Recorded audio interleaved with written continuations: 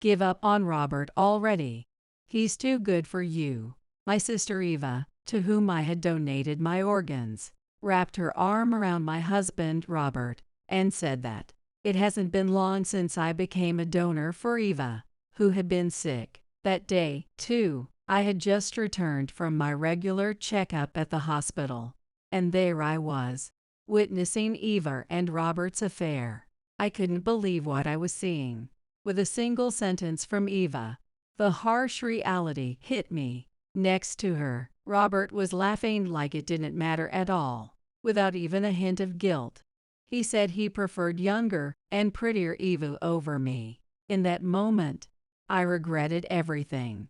I regretted risking my health to save Eva, who had always looked down on me, and I regretted that I had ever loved and married a fool like Robert. Even though Eva had betrayed me, my parents didn't seem to care. In fact, they just said, "You're the eldest daughter, so you need to endure it." It's always been like that. Since I was a child, I was constantly told to endure because I was the eldest. But even when my husband was taken away, I was supposed to endure it just because it was my sister. That's absolutely wrong. This isn't family.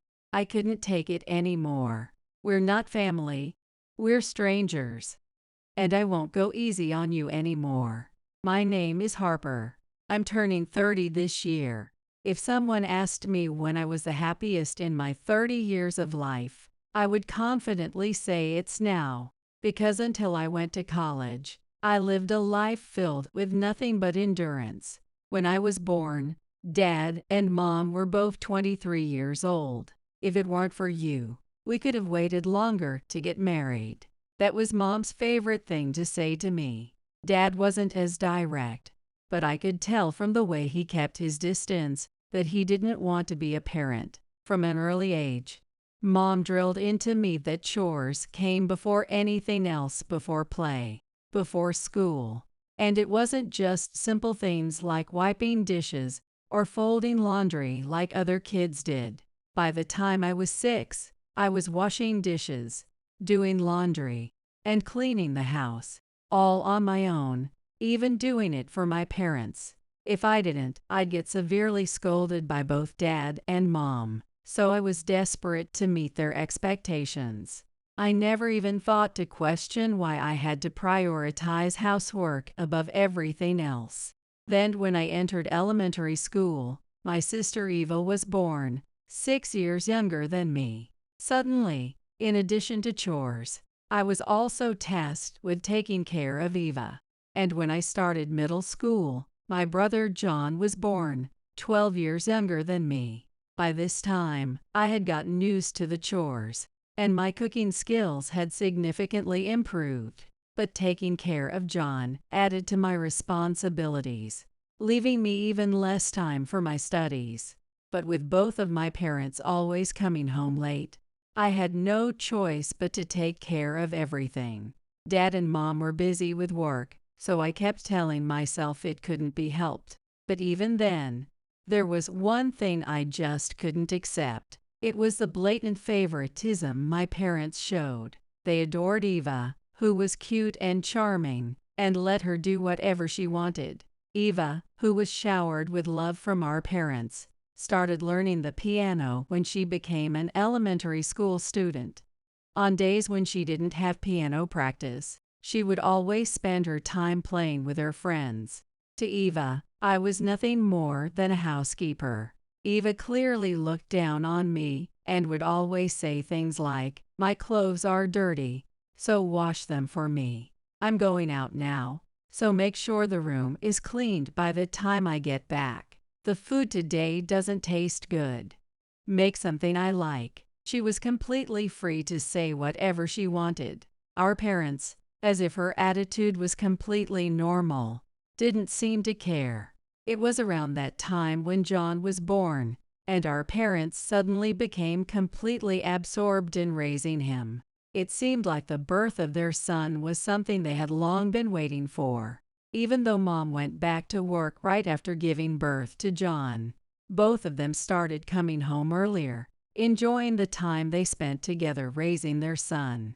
They hadn't changed their jobs, nor had their work changed in any significant way. It was simply that their feelings toward family life had shifted. Watching my parents for the first time truly act like parents filled my high school heart with an indescribable sense of frustration. I had never once been allowed to take lessons or play with friends, always being forced to do housework and look after Eva. I really wanted to learn the piano too, and I wanted to spend more time with my friends. But since looking back at the past wouldn't change anything, I decided to attend a state university far from home and distance myself from my family. However, when I brought up the idea of going to college, both of my parents strongly opposed it. Without even asking which university I was considering, they bluntly told me they didn't have money to pay for my tuition. Instead, they told me to hurry up and get a job. The reason was that Eva had suddenly decided she wanted to take the entrance exam for a private middle school. According to Eva, the uniforms at that school were really cute. I'm sure that uniform would totally suit me. My grades are good enough. Please, Dad, Mom, I'll study hard. With Eva's request, our parents immediately accepted the idea of her taking the entrance exam. Meanwhile, I was told to get a job to help with the family's finances. I couldn't stand the unfairness anymore. By that point, I had also started to realize that my parents weren't just coming home late because of work, but because they were caught up in gambling. They were relying on me because their salaries couldn't cover everything. Years of prioritizing Eva over me had reached a breaking point, and I exploded. I've had enough. For the first time, I raised my voice. My parents and Eva were stunned, completely taken aback by my anger. Am I just a tool for this family? Why'd I have to change my future plans just for Eva? I have things I want to do too. I've always been holding back, but not anymore. From now on, I'm going to live my life the way I want. Don't expect anything from me anymore. And don't rely on me either. I told my parents that, but at the time, I hadn't really thought about what I was going to do next. So I turned to my high school homeroom teacher for advice. The teacher was very dedicated and, after hearing the basics of my family situation, listened closely and gave me various tips on how I could pursue my education. Thanks to their guidance, I was able to apply for a scholarship, allowing me to attend college without any financial support from my parents. The university had dormitories, so I also managed to achieve my long-awaited goal of living apart from my family. Finally, I was able to start. After graduating from college, I got a job at my first choice company. A few years later, I met Robert through work, and we started dating and eventually got married. Moving away from my family made it seem like everything was going smoothly. Since I had become independent, contact with my family had completely ceased, so I explained the situation to Robert and only informed them of our marriage by postcard. We took wedding photos, but didn't have a ceremony. I had explained this to my parents-in-law beforehand, and they were understanding. My parents-in-law are kind and thoughtful people, who said, as long as our son and Harper are happy and building a good life together, that's all we need. They welcomed me warmly. Even after our marriage, they continued to show concern for us, and I maintained a good relationship with them. A few years passed peacefully. Then suddenly, my mom called. At first, I had a bad feeling and didn't want to pick up the phone, but it kept ringing day and night. Finally, after countless calls, I answered. It had been a while since I last spoke with my mom, but she showed no signs of missing me. Instead, she jumped straight to her point. Listen carefully. It's serious. Eva has been diagnosed with a disease. She needs an organ transplant. We need your help. It was all so sudden that I couldn't process it. After hearing more details, I learned that Eva had recently been diagnosed with a condition requiring an organ transplant. She was currently undergoing dialysis. In order to be freed from dialysis, she needed a kidney transplant. Living donors are limited to the patient's relatives, so my mom was asking me to get tested to see if I was a match as a donor. I told her I would call back later and hung up, needing time to think. Donating a kidney meant giving up one of my 2 kidneys to Eva. While they say that living with 1 kidney usually does not affect daily life, the functionality would undoubtedly decrease compared to having 2. There were risks involved with the surgery, too. Thinking about it, I couldn't shake the question. Was it really necessary for me to take such a risk for Eva, who had always treated me as inferior? If I turned out to be a match, I knew my parents and Eva would team up to pressure me into donating. No, it wouldn't be persuasion. It would be their usual orders. Give up your kidney for dear Eva, right now. Imagining that scenario made me feel heartless, but I couldn't ignore the lingering bitterness in my heart. If it were for Robert or my parents-in-law, I wouldn't hesitate to be a donor. But I couldn't bring myself to make that decision for Eva, given everything she'd put me through. So I called my mom back as promised. I'm sorry, but I won't take the test. As expected. What are you saying? Are you even part of this family anymore? Without thinking, I shot back. You're the ones who never treated me like family. To my mom exploded in anger. All you care about is Eva and John. Don't call me just when it's convenient for you. Before she could respond, I quickly hung up. I was tired of being called family after all this time. But my parents and Eva didn't give up. Now, all 3 of them showed up at my house, unannounced. It was the first time they had come to my house, but they must have found the address from the wedding announcement card. Reluctantly, I opened the door and said, "It's really inconvenient for you to come all the way here. Please, Harper, take the test." Immediately after, "Please, Harper, help Eva." "Yes, help me, Harper." Mom and Eva chimed in. Their voices were louder than necessary, almost as if they wanted the neighbors to hear.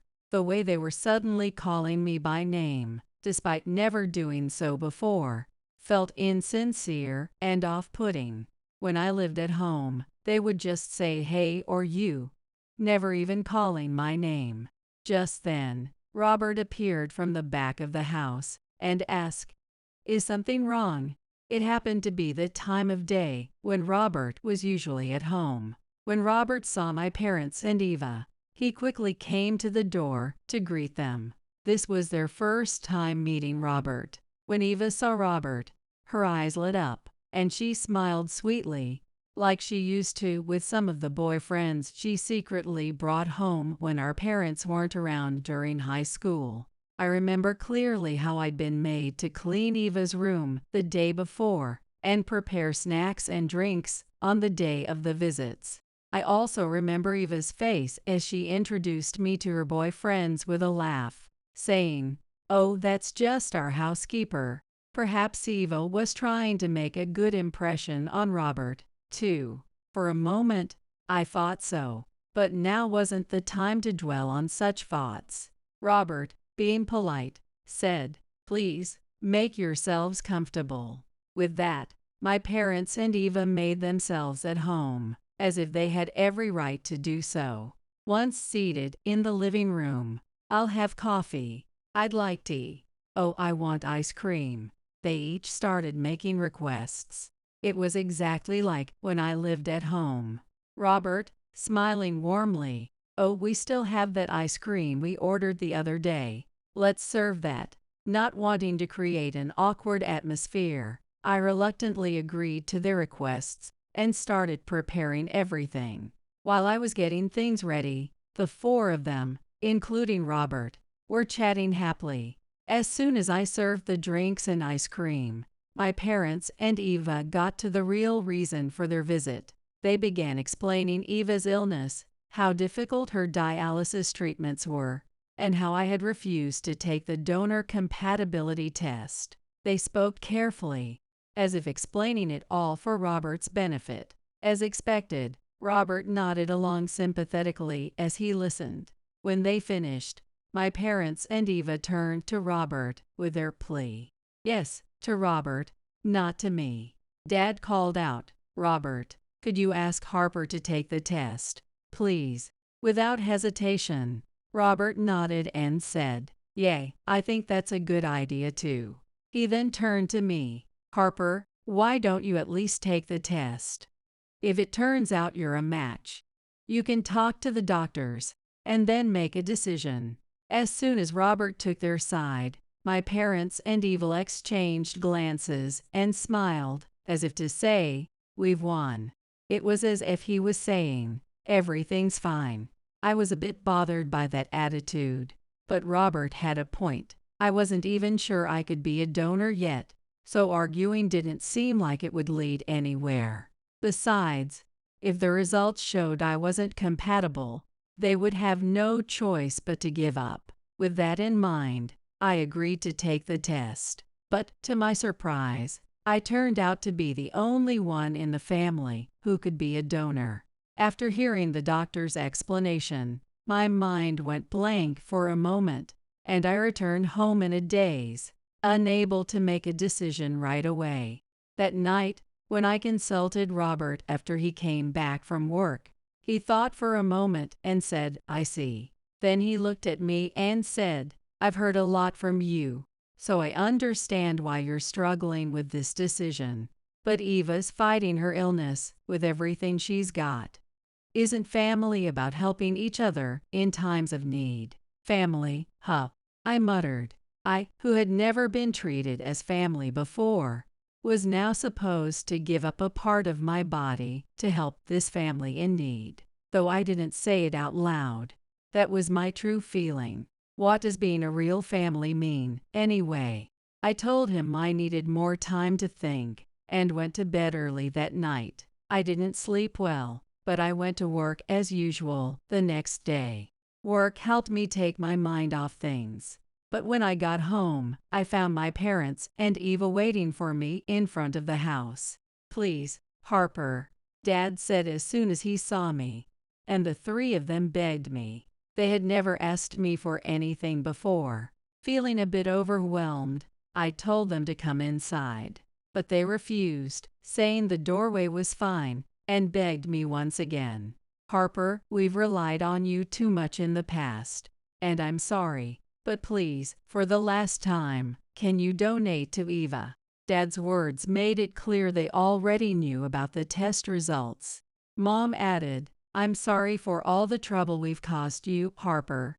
I regret so much." And Eva, "Harper, I'm sorry for everything," with tears in her eyes, said. Watching the three of them apologizing so deeply, I felt my heart waver. Robert's words about helping each other in tough times echoed in my mind. Maybe, just maybe, this could be the moment when I finally see the bonds of family. With that thought, I decided to donate to Eva. The transplant surgery was successful, and I was left with one kidney. As the doctor had explained beforehand, my daily life wasn't affected, and I only needed regular checkups. That day, after a smooth hospital visit with no issues, I left and thought I might do some shopping nearby. While walking, I noticed two familiar figures. Robert and Eva were walking towards me, with Eva's arm linked around Robert's. They looked happy, almost like a couple. Robert noticed me first, and for a moment, he looked uncomfortable, but then he shrugged, as if he didn't care, and pointed me out to Eva. When Eva saw me, she gave a triumphant smile. Still holding Robert's arm, she walked up to me and said, "Oh, I guess we've been caught." She laughed loudly. Robert, too, laughed along awkwardly. I couldn't believe what I was seeing. "What do you mean?" I barely managed to get the words out, and Eva, completely unbothered, replied, "Come on, Harper. It's obvious if you just look. I ignored Eva. Explain it to me properly, and asked Robert. Robert shrugged again, responding casually, don't be so mad. Men like younger women. It's just the way it is. I married you, Harper, because you're honest and sincere, but that alone, it just doesn't satisfy me as a man. Right? Harper's not that cute anyway. Eva laughed, jumping in. Yay, that's part of it, Robert added, sounding like he had nothing left to hide. They both burst out laughing. Eva looked at me standing there, not moving an inch, and said with a coldness that didn't tries, you should just give up on Robert. He's too good for you. Besides, Robert's not a part of your body, so letting him go shouldn't be that hard, right? Hey, don't talk about me like that. Oh, come on, I didn't mean it that way, Eva teased. Looking at their shallow, disgusting behavior, I was consumed with regret. Of course, Eva had not changed. Why haven't I seen that? Fueled by anger, I dialed my parents' house.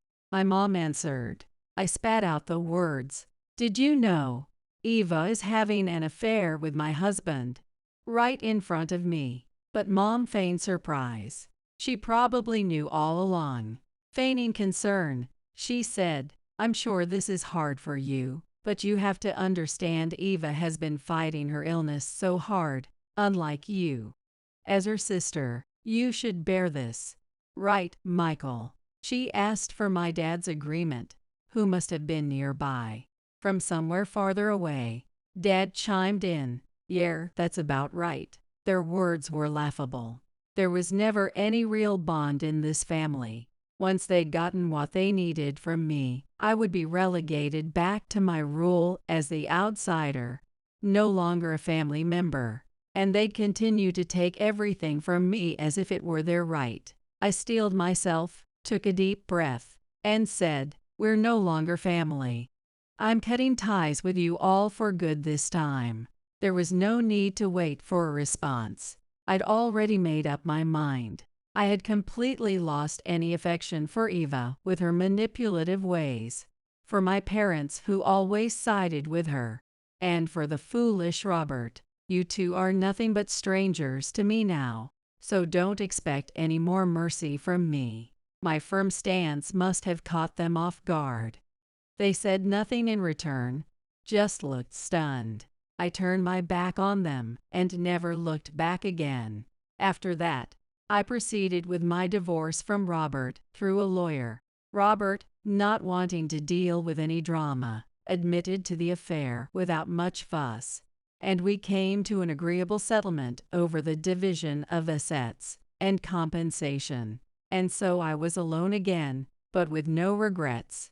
From that day forward, I threw myself back into work, determined to start a new chapter in my life. 6 months later, just as I had found peace in my everyday life, it was disrupted once again.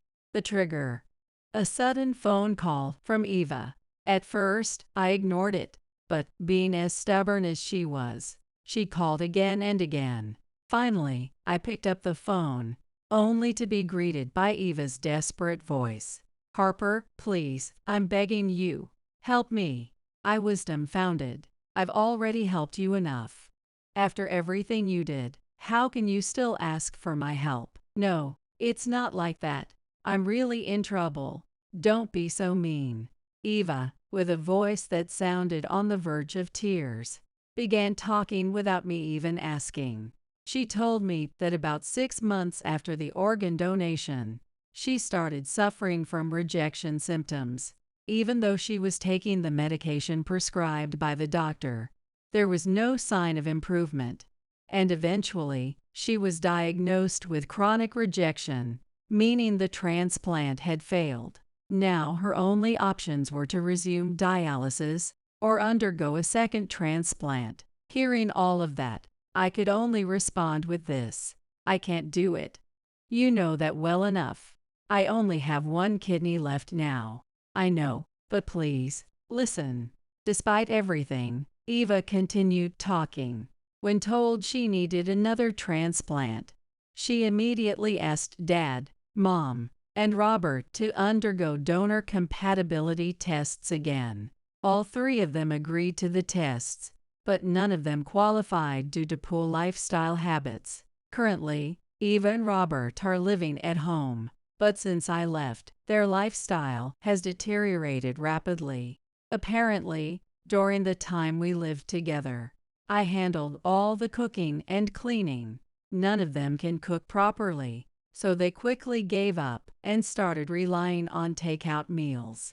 They also stopped cleaning, so the house is in total disarray.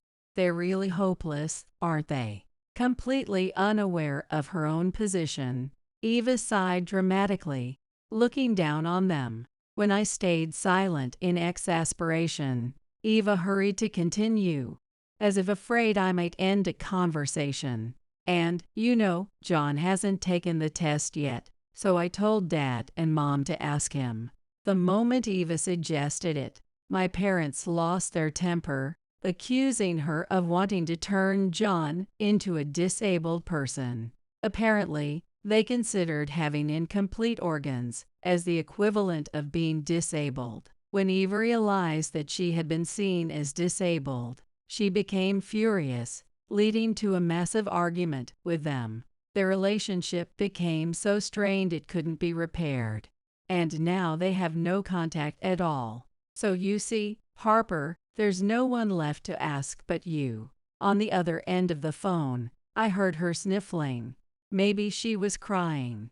Whether it was real or just an act, I didn't care anymore. I flatly refused. I've already told you no from the start. Please, there must be a way. How about we go to the hospital together and talk to the doctor? Maybe they'll come up with a good idea. Why'd I have to go that far for you? Because I'm your only sister. Eva sounded incredulous, but if anyone should be incredulous, it was me. I told you we're done. You're not Eva or anyone to me anymore. I gave you a kidney, and after everything, you still stole someone's husband, and now you expect help. Eva faltered. Even after thinking about it, she couldn't come up with an excuse, but still, she didn't give up. Crying loudly, I'm sorry, I know I was wrong. I'll never do anything like that again, I swear. I've really learned my lesson. She apologized, repeatedly saying she had no one else to turn to, but I ignored it all. Before hanging up, I told Eva one last thing. Last time, I let your fake words deceive me into giving you an organ, but it won't work anymore. Even if I had 2 kidneys left, I wouldn't give one to you. I'm not going to help someone who stole from me. So just give up already. Stick with dialysis. Good luck with that. Goodbye.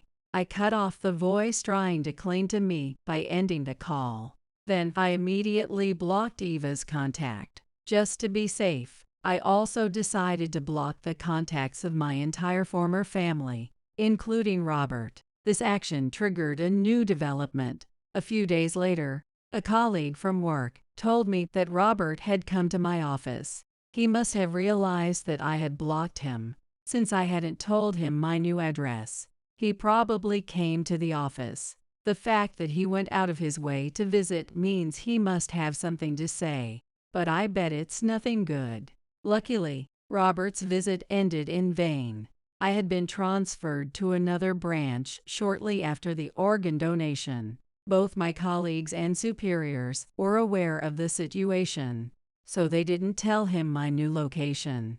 But you should still be careful, my colleagues said, showing concern for me. I thanked them and decided to live more cautiously, keeping an eye on my surroundings when I went out, and securing my home more carefully. However, an unwanted encounter occurred unexpectedly. One day, when I went to my usual hospital for a follow-up checkup after the transplant, I ran into Eva in the waiting room. As soon as Eva saw me, "Hey, you've blocked me, haven't you?" she rushed over and yelled. People around us looked shocked as they turned to see what was going on. "Calm down, you're disturbing everyone." There's nothing left for us to talk about, and if I don't block you, you'll just keep calling, right? I responded, but Eva got even more enraged. I'm not done talking yet. You're not getting away today. No matter how many times you say it, it's the same. I'm done with my chickhip, so I'm leaving now. Then Eva grabbed onto my arm. I told you, you're not getting away. Hearing the commotion, a female hospital staff member rushed over to us. Is there a problem? I was about to apologize for causing a scene in the hospital when Eva cut me off. It's her fault. She won't give me a kidney. Eva pointed at me, making unreasonable claims. And the staff seemed to grasp the situation. She addressed, I believe you're here for dialysis treatment today, so please follow me. Eva in a soothing tone.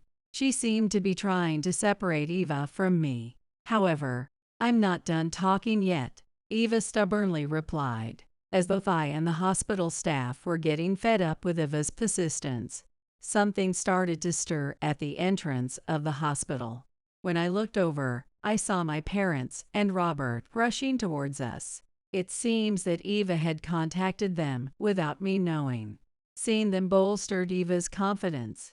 Harper, hurry up and hand over the rest of your organs, as she started shouting again. Then Robert shoved Eva aside and stood in front of me. Harper, I'm divorcing Eva. She's too much trouble. She's always angry at home. So let's get remarried, okay? Huh? What are you suddenly talking about? Save that for later. The one who scolded Robert and an enraged Eva was Mom. But Mom wasn't scolding Robert's selfish statement or Eva's outburst. She just wanted to say what she had been thinking. Harper, because your organ didn't fit well, Eva has to go through dialysis again. What are you going to do about it? Take responsibility and pay for all the dialysis treatments. That's right. Do as Mom says. Pay up, money. Dad echoed Mom's words, standing beside her. I was furious at the four of them, and finally, I couldn't hold back any longer. Enough already. For a moment, the room went completely silent. Do you even realize where you are? This is a hospital. You're disturbing everyone here, so hurry up and get out. Suddenly, voices from other patients and visitors in the waiting room chimed in. She's right. You can't just show up without a reason and cause a scene like this. That woman has been making a racket for a while now. Something seriously wrong with her. Criticism flew from all directions. Causing such a scene in a hospital waiting room, how embarrassing can it get? Even my family and Robert finally seemed to notice the glares they were getting from all around. Eva and Robert started whispering to each other, blaming one another in hushed tones, while Dad and Mom awkwardly pretended not to notice the situation, trying to play it off as if nothing was wrong. But the quiet chuckles and disapproving looks from the people around made it painfully clear that their attempt to save face was failing miserably.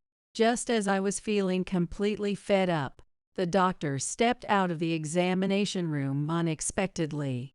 It was the doctor who had performed the kidney transplant. He must have heard the commotion and calmly approached us. I have something to discuss with you all as well. Please follow me. He led us into a private room in the back. After asking us to wait for a moment, he left, and I seized the chance to speak while the four of them were still quiet. First, I turned to face Eva and my parents. I've told you over the phone, but I'll say it again, I'm done with you all. And blaming me for the transplant rejection, that's completely absurd. There's absolutely no reason for me to help you anymore, and I certainly won't be donating another organ. So just give up and stop contacting me from now on. Then I turned to Robert. As for getting back together, not a chance. You think after cheating on me with Eva, I'd ever love you again?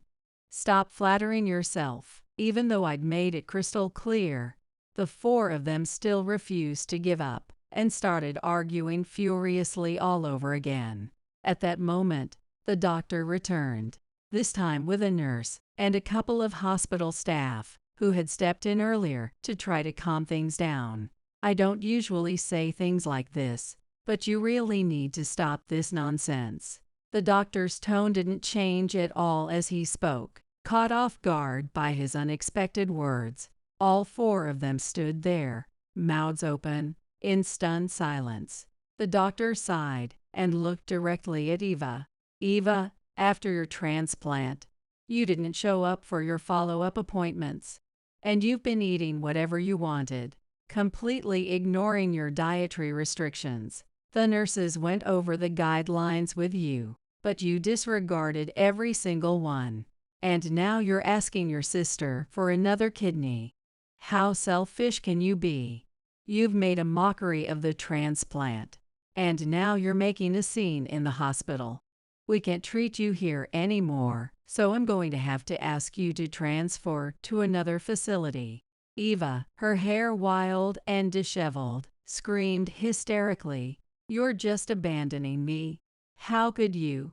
Don't you dare leave me hanging like this, you hack." She hurled her rage at him, but the doctor didn't flinch. It seemed he had long grown tired of Eva's behavior. Robert, looking thoroughly exasperated, told Eva to quiet down, which only enraged her further. She shoved him, and the two of them were now arguing bitterly.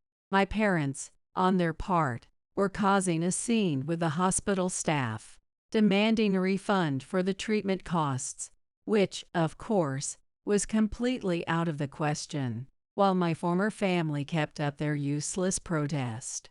A nurse quietly approached me. "Harper, please come this way while you can." Grateful for the nurse's kindness, I slipped away before my former family could notice, and made my escape. Thanks to the nurse's guidance, I managed to leave the hospital safely, taking a quiet route out on my own. A few days passed. Then I received a call from an unfamiliar number. It turned out to be Eva, of all people. Apparently, she had gone so far as to change her number. I braced myself, expecting her to hurl some irrational anger at me, but surprisingly, she didn't seem to have that intention this time. From what she told me, her doctor had given up hope on her recovery, and now she was receiving dialysis treatment at another hospital.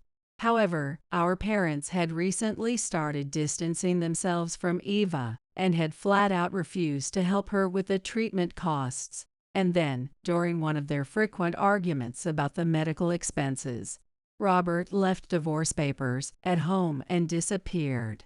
"He's so pathetic, I should have been the one to dump him first," Eva spat out in frustration, and I coldly replied, "I don't care."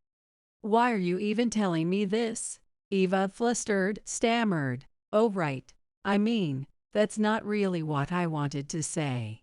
Her tone shifted to one of desperation. "Look, I'm fighting this battle alone now, and the medical bills are overwhelming. Harper, could you help me out, just a little?" "Of course not. How many times do I have to say we're not family anymore? Stop contacting me." With that, I cut off the call. No hesitation, and I didn't forget to block her number afterward. But next, I received an email from Robert on my computer. He had changed his email address, too, apparently. In the email, he explained that after he'd left the divorce papers and ran off, he tried returning to his parents' house but was quickly kicked out. His parents had not forgiven him for how he treated me. "How could you be such a fool with a wife like Harper?" They had scolded him, furious. I felt a pang of sympathy for his parents, who had always been kind to me, but none whatsoever for Robert. After all, he had it coming.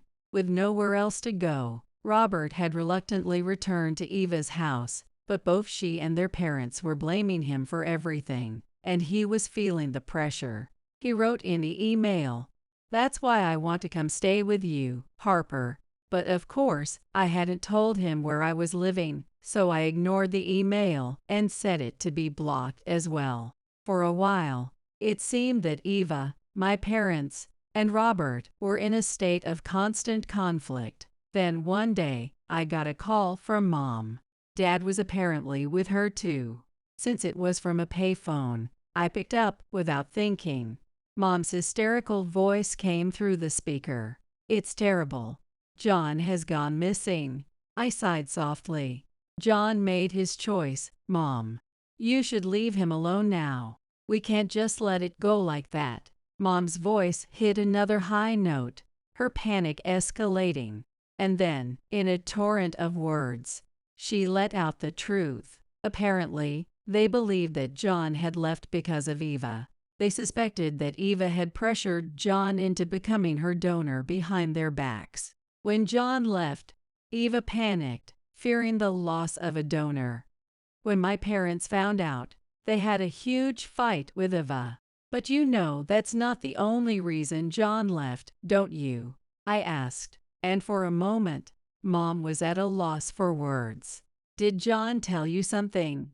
Mom asked in a low voice. Since there was no need to hide anything anymore, I answered simply, "I've heard everything." I could hear Mom gasp on the other side of the phone. "It was your fault, wasn't it? What are you talking about? Don't take it out on me just because you failed to use John." I immediately deflected Mom's anger. Even after I cut ties with them, I continued to stay in touch with John. When I left home, John was still very young, the only person I worried about. So when John reached out to me, I didn't hesitate to help. As I told Mom, I had already heard everything. Not only had Eva pressured John into becoming a donor, but my parents had also put pressure on him. John wanted to go to college, but they were dead set against it, pushing him to get a job instead. And it was all for their own benefit. My parents, fed up with Eva and Robert, had plans to ditch the two of them and live as a trio. But from the time I was born, my parents had been addicted to gambling, always short on money, and their income wasn't enough to keep up with their spending. After Eva was born, it seemed like they stepped away from gambling for a while, but they couldn't quit for good and eventually relapsed. So they wanted John to get a job and help out with the finances. Because of all this, John had long been questioning the family dynamic. After hearing his side of the story, I explained to John that organ donation can't be done without the donor's consent, and that you have to be at least 20 to donate. I then encouraged him to take this opportunity to distance himself from the family. John made up his mind and left home when he started college, moving into his own apartment. When John needed a guarantor to rent the apartment, I signed the necessary papers for him. He also took out a student loan, using the same system I had, which allowed him to completely break away from the family. As Mom's anger still simmered, I decided to end the conversation with one final statement. "I think we've said all there is to say, so I'm hanging up now. I've told you many times, but we're not family anymore, so don't contact me again." I could still hear her voice through the speaker, but I cut the call abruptly. Even though I blocked her number, she kept calling from different numbers, so I decided to change my phone number altogether. After that, I launched a full-scale counterattack to make sure my former family would leave me alone for good. First, I attached a recording and sent it via email to the hospital where Eva was currently receiving treatment. The recording contained Eva's voice from her last hospital visit, where she was yelling at the doctor, "I'll eat whatever I want. What's wrong with that? I'm done with this dialysis nonsense." I had secretly recorded it on my smartphone at the time. Next, I contacted Robert's workplace to let them know that he had been showing up at my office during work hours for no legitimate reason. Finally, I mailed photos to each of my parents' workplaces. These photos showed them gambling during work hours. I had secretly taken them at one of their regular gambling spots. I knew the gambling place they frequently visited, so I secretly recorded them. It seems that these counterattacks were quite effective. It seems Robert and my parents were demoted and received a pay cut at work, causing their standard of living to deteriorate even further. His parents, who had hoped John would become the breadwinner, are wandering the neighborhood daily, searching for him, but it's all in vain, as John has already moved far away. As for Eva, it seems she was scolded harshly by the hospital, and once again, she fiercely protested to the doctor. However, this time, neither her parents nor Robert supported her, and she's feeling down. Now, she's desperately searching for John on her own. She still seems to believe that John will agree to be the donor. Speaking of John, he's doing well at his college, where he's currently attending. We're still in touch, and we meet up occasionally. For me, John feels more like a distant relative than a sibling. I'm sure John feels the same way. The time we spent together at home was so short that John said he couldn't even remember my face. But perhaps that's why I couldn't bring myself to hold a grudge against John, as if he were a former family member. No, more than that. I'm truly grateful that despite growing up in such a harsh environment, John turned out to be the only family member I'm happy to have. From now on, I think we'll continue to have a relationship that feels more like distant family rather than true siblings, keeping just the right amount of distance. Now, let me talk about myself for a bit. I've continued my regular hospital checkups since the organ donation, but I've had no issues and have been living in good health. As for work, there has been a major change. The company asked me to transfer to a new branch. It's a job with significant responsibility, but I made up my mind and decided to accept it. Since moving to the new branch, I've been working hard with my new colleagues, and in fact, I've started to get quite close to a man who transferred from another branch at the same time. I'm enjoying both my work and personal life to the fullest, and right now, I'm incredibly happy. You can't possibly handle a divorce. Diana, my sister-in-law, looked down on me with a mocking laugh. Anyway, cool your head. My husband William, face red with anger, was shouting, spittle flying. From today, you'll support my parents and my sister. If you don't want to, we're getting a divorce. I had been waiting for these words. Fine, it's a divorce then. You're okay with that, right? I endured insults and scorn to draw out these words. All the evidence is in place. Saying those words, you've doomed yourself to hell. My name is Lily, a 29-year-old housewife with no children. I used to work at a clothing manufacturer, but quit 3 years ago after getting married, and now I sew as a hobby. William is 32, sweated it out in the rugby team during college, and got a job at a major housing manufacturer through rugby connections.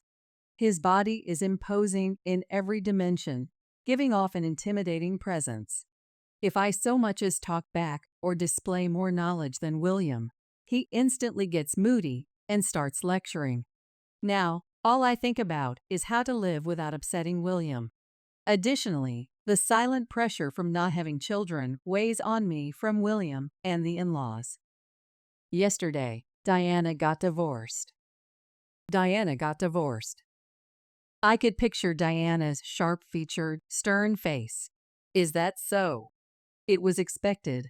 I couldn't imagine Diana's intense personality sustaining a marriage for long. Not much of a reaction from you. William glared at me. It's not that. I was too shocked to speak. I wonder if I managed to hide my lack of surprise. Thinking it was inevitable she'd get divorced would surely lead to trouble later. Yeah, I couldn't believe it either. Almost dropped the cup I was holding. That was a close one. I managed to deflect. Otherwise, I would have been in for a lecture. William's typical lectures began to fill my head. The toilet was dirty. The rice was hard. You don't work, so you should at least take care of the house more carefully. His go-to line was always, "Who do you think is feeding you?" William never laid a hand on me. Instead, he chipped away at my spirit with his words. Having children might change things, but there's no sign of that happening yet. I've decided to do it. William looked at me irritably. Oops. I must have missed what he said. I'm sorry. The shock made me zone out. Not again, hopefully. It won't lead to a lecture. So, Diana's husband Paul cheated on her. He even canceled the lease on the apartment Dad and Mom also lived in and moved out alone. William continued speaking. Seems he's in a good mood. I couldn't believe the always smiling and kind Paul could cheat. It'd be more believable if Diana were the one cheating. Divorce papers were forced on her. She's really down. Being a housewife, she has no income and is struggling. How about alimony or child support? If it's a divorce due to cheating, she should be able to divide the property and claim alimony and child support. There's no way she could get that. William slammed his fist on the table. I involuntarily tensed up. Don't act so high and mighty. You couldn't possibly understand all that. Stop talking like you know everything. You're not smart enough to think about such complicated things. My mouth was dry, and I couldn't speak. All you do is sit at the sewing machine all day. Such a demeaning way to talk about my passion is too cruel. I could never say this face to face, but sewing is my only hobby and passion. Recently, the dresses I've made have been well received, and some people have even expressed interest in buying them. Poor Heather, too. She's only 7, doesn't understand what her dad did. And my parents, too. I wonder what they'll do. William seems to be in a good mood, not in lecture mode. Can't we do something for them? Well, I'll go take a bath for now. I need to prepare William's change of clothes. If there's no new clothes ready after his bath, it'll spoil his mood. I'll go to my sister's place tomorrow. I couldn't imagine the always gentle Paul cheating. He always seemed to be at Diana's beck and call. Joseph and Olivia were tough on Paul, too. Maybe that's why he cheated. But he always seemed so kind to the children. It's natural to think custody of Heather will go to Diana. Considering Heather is in the lower grades of elementary school, her future struggles come to mind. But if the affair is true, she could get compensation and child support. Why was he so angry about it? I can never tell where his boiling point really is. It's truly exhausting to always talk in fear. The next day, William brought up the same topic as yesterday. We really should do something to help. What does he mean by something? A question pops into my head. Live together maybe? Joseph and Olivia lived with them, but it's impossible for 6 people to live in a 2-bedroom apartment. How about Diana uses our bedroom, and we let Dad and the rest use the room where you have your sewing machine?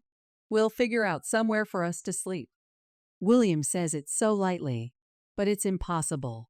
I had forgotten how much William loves his family. Christmas, summer vacations, everyone's birthdays, we always gather at his parents' house. I've always felt uncomfortable around William's family, but to have no place to sleep and not be able to sew. William slammed his fist on the table. I instinctively tensed up. This isn't the time to listen to your selfishness. Helping the family is important. Is wanting a place to sleep and to continue my only joy, sewing, really being selfish? I felt dizzy. I realized talking to him is pointless. The next day, I met with my college friend Madison at a cafe for a change of scenery. It was a long-awaited reunion, but I found myself complaining about my home life. That's definitely emotional abuse. Yeah, I thought so too, but I didn't have anyone to talk to. And I thought it was okay as long as I followed what William said and didn't get yelled at. Tears started to spill. Now's not the time to cry. What you need to do is escape from there. Madison handed me her business card. It had a law firm's name and the title of legal assistant on it. After graduating from college, I went back to study and entered law school. Now, I'm working part-time at that law firm. I was surprised that Madison, who was flashy and playful in college, had become a law student. Our office has a lot of excellent lawyers who are strong in divorce cases. Could I also become free if I got away from these people? The thought lifted a weight off my shoulders, and I suddenly felt relieved. As we said goodbye, "You've endured a lot so far. You don't have to endure any more." Madison gently patted my head. A week later, I returned from shopping to find Diana and Heather in the living room, with William sitting across from them. It's a weekday. Why is William here? And Diana and her family, too. Looking curiously at William. "Yeah, I left work early. It's a big deal for us. Can't be working at a time like this," he said. Diana looked at me with a smug face, looking down on me. "I'm thirsty. I want peach-flavored juice." Heather asked for a drink without any hesitation. Despite being young, doesn't she know to show some restraint? "We don't have such sweet drinks since we don't have kids." "Sorry, this auntie isn't very thoughtful." "Am I not thoughtful?" After all the care and devotion I've shown William, being called inconsiderate made me question what my marriage has been all about. I resisted the urge to glare at William. "Hurry up and bring some water." Prompted by William, I hurried to get water. "It's a bit old and small, but it looks like we can manage," Diana muttered, mocking our home. "It may be old, but it's renovated and very comfortable for me." What an attitude. "Mom, where's my room?" Heather unabashedly spoke to her mom, Diana. I was taken aback by Heather's words. "A room? What does she mean?" "This place is too small. You'll have to bear with it."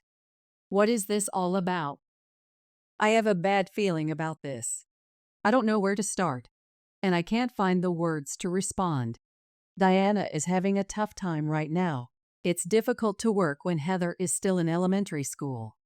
Of course, it's tough, especially with Diana's selfish nature. It's sad she was cheated on and kicked out of her house.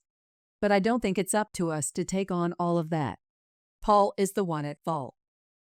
What baffles me is why Diana isn't demanding alimony and child support from Paul. With alimony and child support, the Diana family shouldn't have to live like this. So, I've decided we'll support Diana along with Dad and Mom. Support. Did William just say we're going to support Diana and her family? What does that mean? Oh, I see. They'll live here for a while until they find a place of their own. I realize it's just William's unique way of expressing his love for his family. Please, take care of us. I find myself asking almost pleadingly. Yes, make yourself at home. Diana crosses her arms and looks down on me. It's as if I'm the one asking them to stay. There's some cleaning up to do around the house, so the move will be at the end of the month. With that, their arrival here is confirmed. Lily, make sure you clear out the room by then. Though it was unbearable to give up my sewing, my hobby, or rather my reason for living, I told myself it was only for a short while. I had planned to send my belongings back to my parents' house for storage. But William's next words left me shocked. "Why don't you just get rid of that sewing machine and those clothes? That sounds like a good idea. It will make our lives easier." I was speechless. To think my only hobby was regarded so lightly. I felt as if not just my personality, but my entire life was being denied. After calming down, I noticed 4 half-drunk glasses left on the table. It seems Diana and her family didn't bother to clean up before they left. William, meanwhile, was sitting on the sofa, fiddling with his mobile phone. I'm going out for a bit. William left the house with an unusually cheerful demeanor. Was he that happy about the idea of living with his entire family? Meanwhile, I felt like I couldn't stand this life anymore. I picked up my mobile phone and made a call. As scheduled, Diana and her family moved in at the end of the month. Give me a hand, will you? There's so much stuff. When I went to the entrance, William was there holding a cardboard box, with Diana and Heather wearing a backpack behind him. Welcome, or should I say, welcome back? William, as if to say hurry up and help, shoved a box into my hands. There's more, so please hurry and bring them in. Diana and Heather walked past me, who was frozen in place with the box, and entered the house. Lily, did you manage to clear out the room? Yes, I sent the sewing machine and the clothes I made to my parents' house the other day. I tried to sound as sarcastic as possible, but I wonder if it got through. I had asked my parents to carefully store them, as I would definitely need them later. Mom, where's my room? Heather innocently asked Diana the same question as before. With 6 people living in a 2-bedroom apartment, how could they possibly arrange a separate room for a child? Sorry, but my room will be for Joseph and Olivia, so we can't provide a separate room for Heather. Grandpa and Grandma's room, huh? That's annoying. Heather muttered as she passed by me. The thought of living together like this weighed heavily on me. Is this how all kids are these days? Diana, sitting in the living room, said, I'm tired, Lily. Can you get me something to drink? Demanding like a queen. I want something too. Peach juice would be nice. I realized I was still frozen in the entrance and headed back to the living room. Come on, don't just stand there. We didn't have peach juice. I got grape juice instead. Is that okay? Huh? Why? I told you last time. You're useless. Heather criticized me with language that seemed too mature for an elementary school student. I nearly blurted out, Is that the only way you can talk? But I desperately held it back. Couldn't you have just ordered it online? Diana, far from apologizing for her daughter's rudeness, added her own criticism. I concluded to myself, like mother, like daughter. I'm sorry, this is all we have. What? Heather voices her displeasure without any reservation. Well, can't be helped. Heather, just bear with it. Lily, what are you doing? Hurry up and help.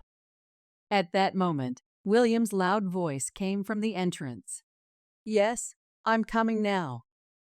Not wanting to upset anyone in Diana's presence, I hurried to the entrance. Finally, we managed to bring all the cardboard boxes inside. As I was unpacking and arranging Diana's belongings, Joseph and his family arrived. We'll be in your care. So, where's our room? This man isn't a bad person, but I wonder if lack of restraint runs in their blood. Since we're at it, how about we order some steaks? Lily, call the steakhouse for us. I sigh internally. Surely, he intends to pay for this with the savings I had before we got married. And he dares talk about supporting them? As everyone gathers in the living room to eat the steaks, William solemnly declares, This is a new start for our family. Everyone, except me, nods in agreement. Indeed, let's keep up the good work. Joseph, with a steak in front of him, seems to be in a good mood, smiling. So, do you have any idea where you'll live next? My question wipes the smile off William's face. Great. I've upset him again. What are you talking about? We're living together here at least until Heather is grown up. My world goes dark at his words. That's right. We're going to live here forever. Diana says it as if it's the most natural thing. But is it really? Our family is in trouble. Can you just leave them be? I can't see why we need to take care of them until Heather grows up. Listen, I'm the head of this household. It's natural for me to decide who we support and who lives with us. So what am I? Your housekeeper? Besides, when we have kids, Diana will help with the childcare. This is for your own good. For my good? That's a classic line of moral harassment. That's what Madison had said when we met last time. I searched for an opportunity to retort, waiting for the right words. Why do we need Diana to raise them? I want to raise my own children. Why? Because, Lily, you want to work outside, right? Then work. I'll take care of them. I'll be the big sister, right? Heather answers with a smug look, raising questions about entrusting childcare to Diana, who raised such an unempathetic and Diana-less child. Right, if you work outside, it'll help with the finances, and it's good for you to get out too. William claps his hands joyfully. Yeah, support us with the money you earn. Diana stares at me with a devilish grin. I'll be grateful to have extra money besides my pension. Even Joseph looks forward to living off my earnings. What kind of family is this? Anyway, it's decided. I no longer have the energy to argue. Just say those words already. No, I can't take this. I mutter faintly. William slams his fist on the table. My body reflexively wants to move, but I restrain myself. If you don't like it, then it's divorce. Divorce is the only option. I had been waiting for those words. Fine, divorce it is. You're okay with that, right? William seems taken aback, not expecting me to agree to a divorce. He swallows his breath. Don't joke with me. You want a divorce? Were you always this cold-hearted? Joseph and Olivia look on in shock at William and me. You can't possibly handle a divorce. Diana looks down on me, laughing mockingly. Cool your head. William, red-faced, yells with spittle flying. From today, you'll support my parents and sister. If you don't want to, it's a divorce. What? But we're already divorced? What? Everyone is shocked by my declaration. That's right, we're already divorced. I pull out a copy of the divorce papers. But look, William's signature isn't here. Without it, the divorce isn't valid, right? It's a court divorce. The papers have been filed with the court. You, naive as you are, couldn't possibly have managed that. Who's behind this? The sound of William slamming his fist on the table echoes through the room, but I'm no longer surprised. I came up with everything myself. I asked a lawyer to handle the procedures, though. What nonsense are you spouting? You, of all people, you. William is so flustered he doesn't know what to say. First off, Diana, you weren't cheated on. You were the one who cheated, right? Paul told me everything. Joseph glares at Diana. What's this all about? Everyone's gaze shifts to Diana. Paul gave up on reconciling after finding out Heather was the child of Diana's affair. It's not true. My sister's not at fault. William hastily tries to defend her. William, why are you defending her? Do you have something to hide? William shakes his head frantically. I checked your credit cards. You might have taken the debit and cash cards from me, thinking you're managing everything. But the credit cards and the mobile phone contracts are all under my name since before we got married. So what? We're married, so it's our money. It's none of your business what I use it for. Then what about these frequent visits to hotels in the downtown area? I placed the usage statement on the table. That's for work meetings. What about these luxury bags and wallets on the credit card statements? Did you squander money on some girl at a hostess bar? Don't be ridiculous. I'm not the type to be played. I'm in a serious relationship. I can't help but laugh at William's foolish admission. Pride and stupidity make a dangerous combination. Diana looks at William with a pale face. You just admitted to cheating. Joseph and Olivia seem disillusioned, their shoulders slumping. There's more, including call records. The other party has admitted to the affair. No wonder I couldn't reach them. Suddenly, William stands up and tries to grab me by the collar. You better stop. Everything's been recorded and filmed. William looks around and spots the mobile phone placed unnaturally. His momentum wanes, and he slumps back into his chair. Your outing after Diana and her family visited the apartment was to see that woman, wasn't it? William seems to have lost the will to fight back. The story goes back 2 days. I had visited Madison to get a lawyer's advice. The lawyer said William's actions were clear moral harassment, suggesting a codependent relationship. I was advised to separate from William as soon as possible. First, we needed evidence, so I showed the credit card statements and call records. The lawyer, "The man is quite the fool, isn't he?" laughed. I also played recordings of conversations, as suggested by Madison. "There's no way you can't get a divorce with this. And he's been eating through your finances." According to the lawyer, I could claim a significant compensation from William. Let's kick them out of the apartment as well. Madison encouraged me. Let's do it thoroughly. With a mischievous grin, I nodded firmly to their words. And now, with the help of a lawyer and a friend, I'm confronting William and his family. This isn't the end. William doesn't seem to have the energy to respond anymore. You won't be able to stay in this apartment either. Diana reacts the most to this.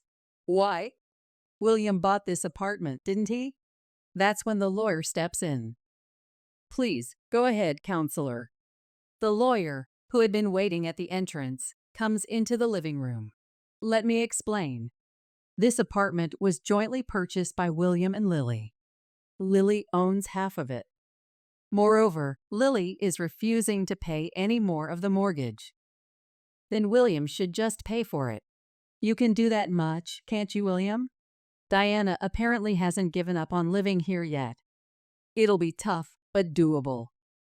Indeed, for William, doubling the loan payments would be tough. What about the distribution of property to Lily? Lily's share will be paid in cash. There's no way I have that kind of money. Diana started crying, shaking William's shoulder.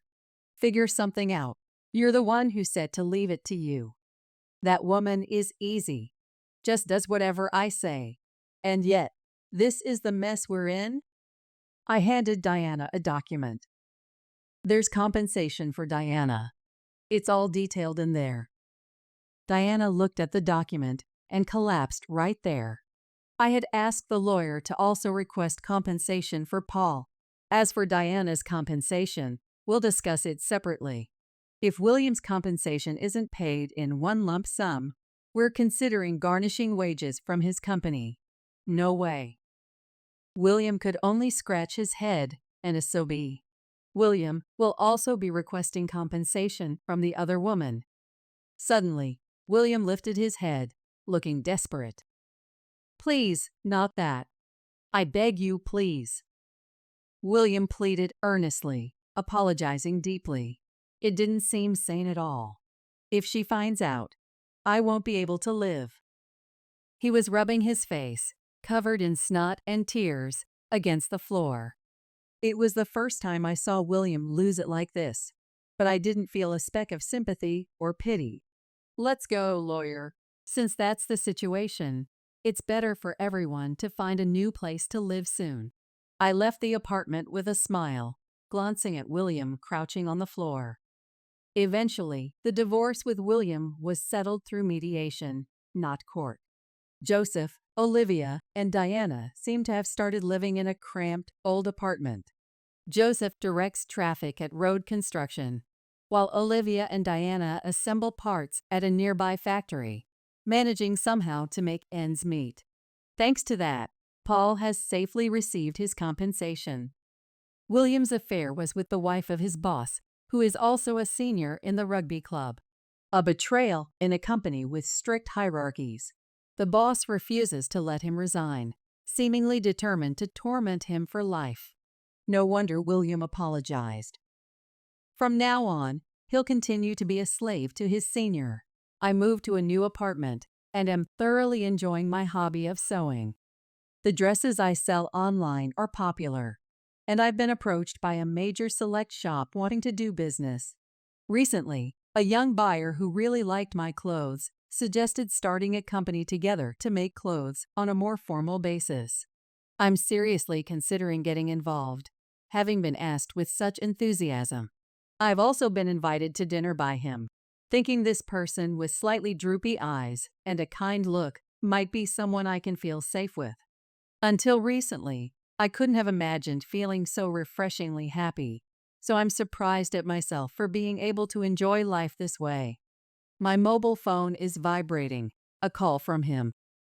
I need to reply to his dinner invitation today. Marcia, you know my word is law in this family.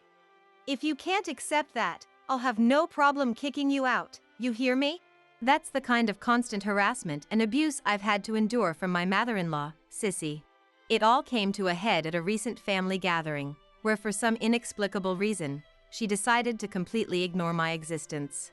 She went so far as to deliberately not set a place for me at the table, making it crystal clear that I was persona non grata.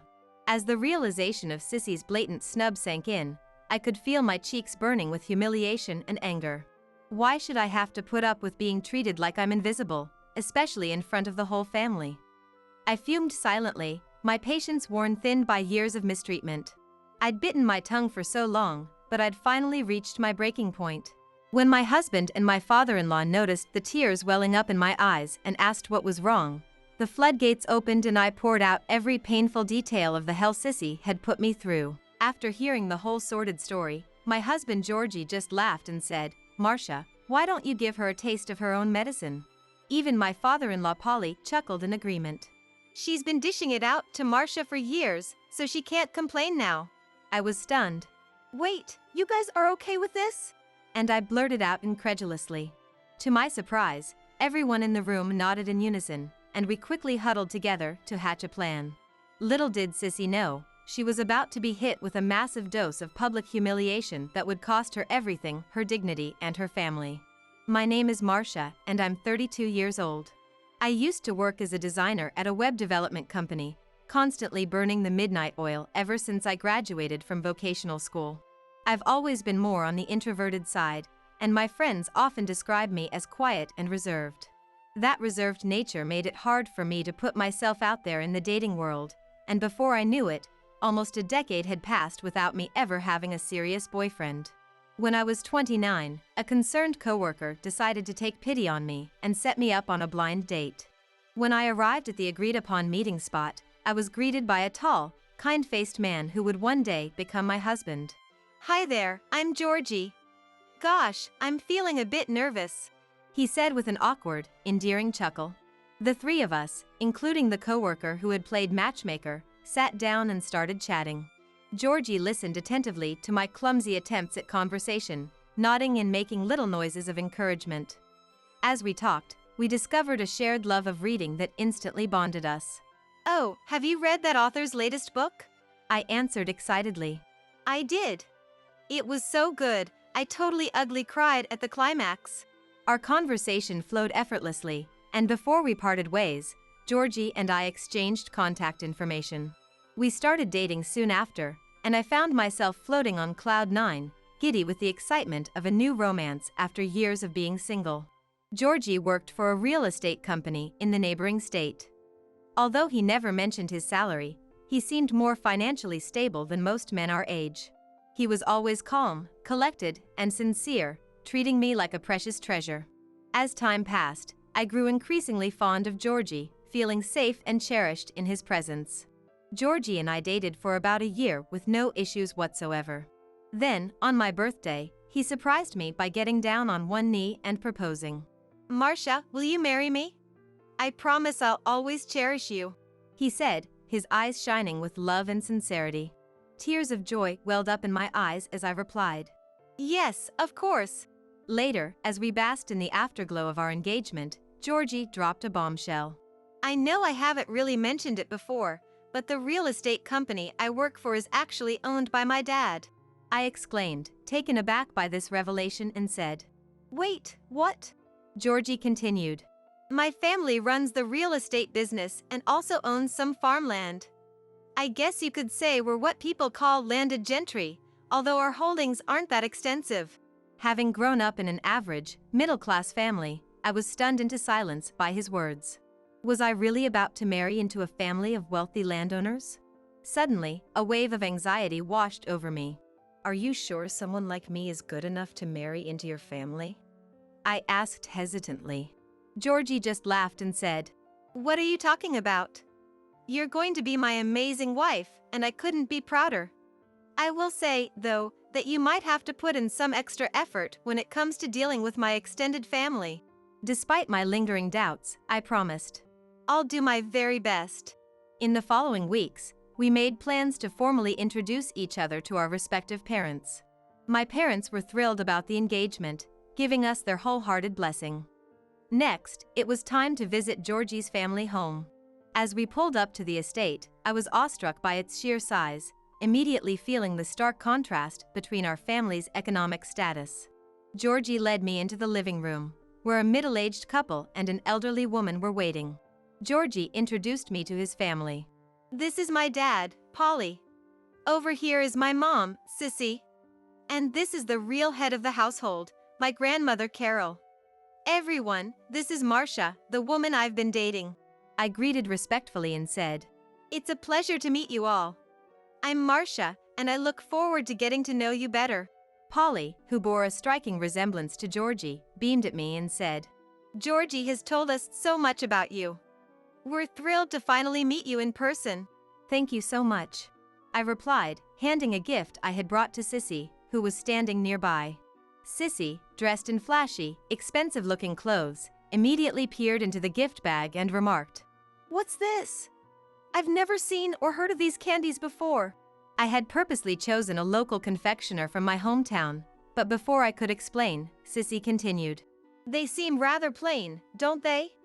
For an occasion like this, I would have preferred something more extravagant, like gourmet chocolates from a high-end department store. But then again, I suppose they suit you, given how drab and unremarkable you are.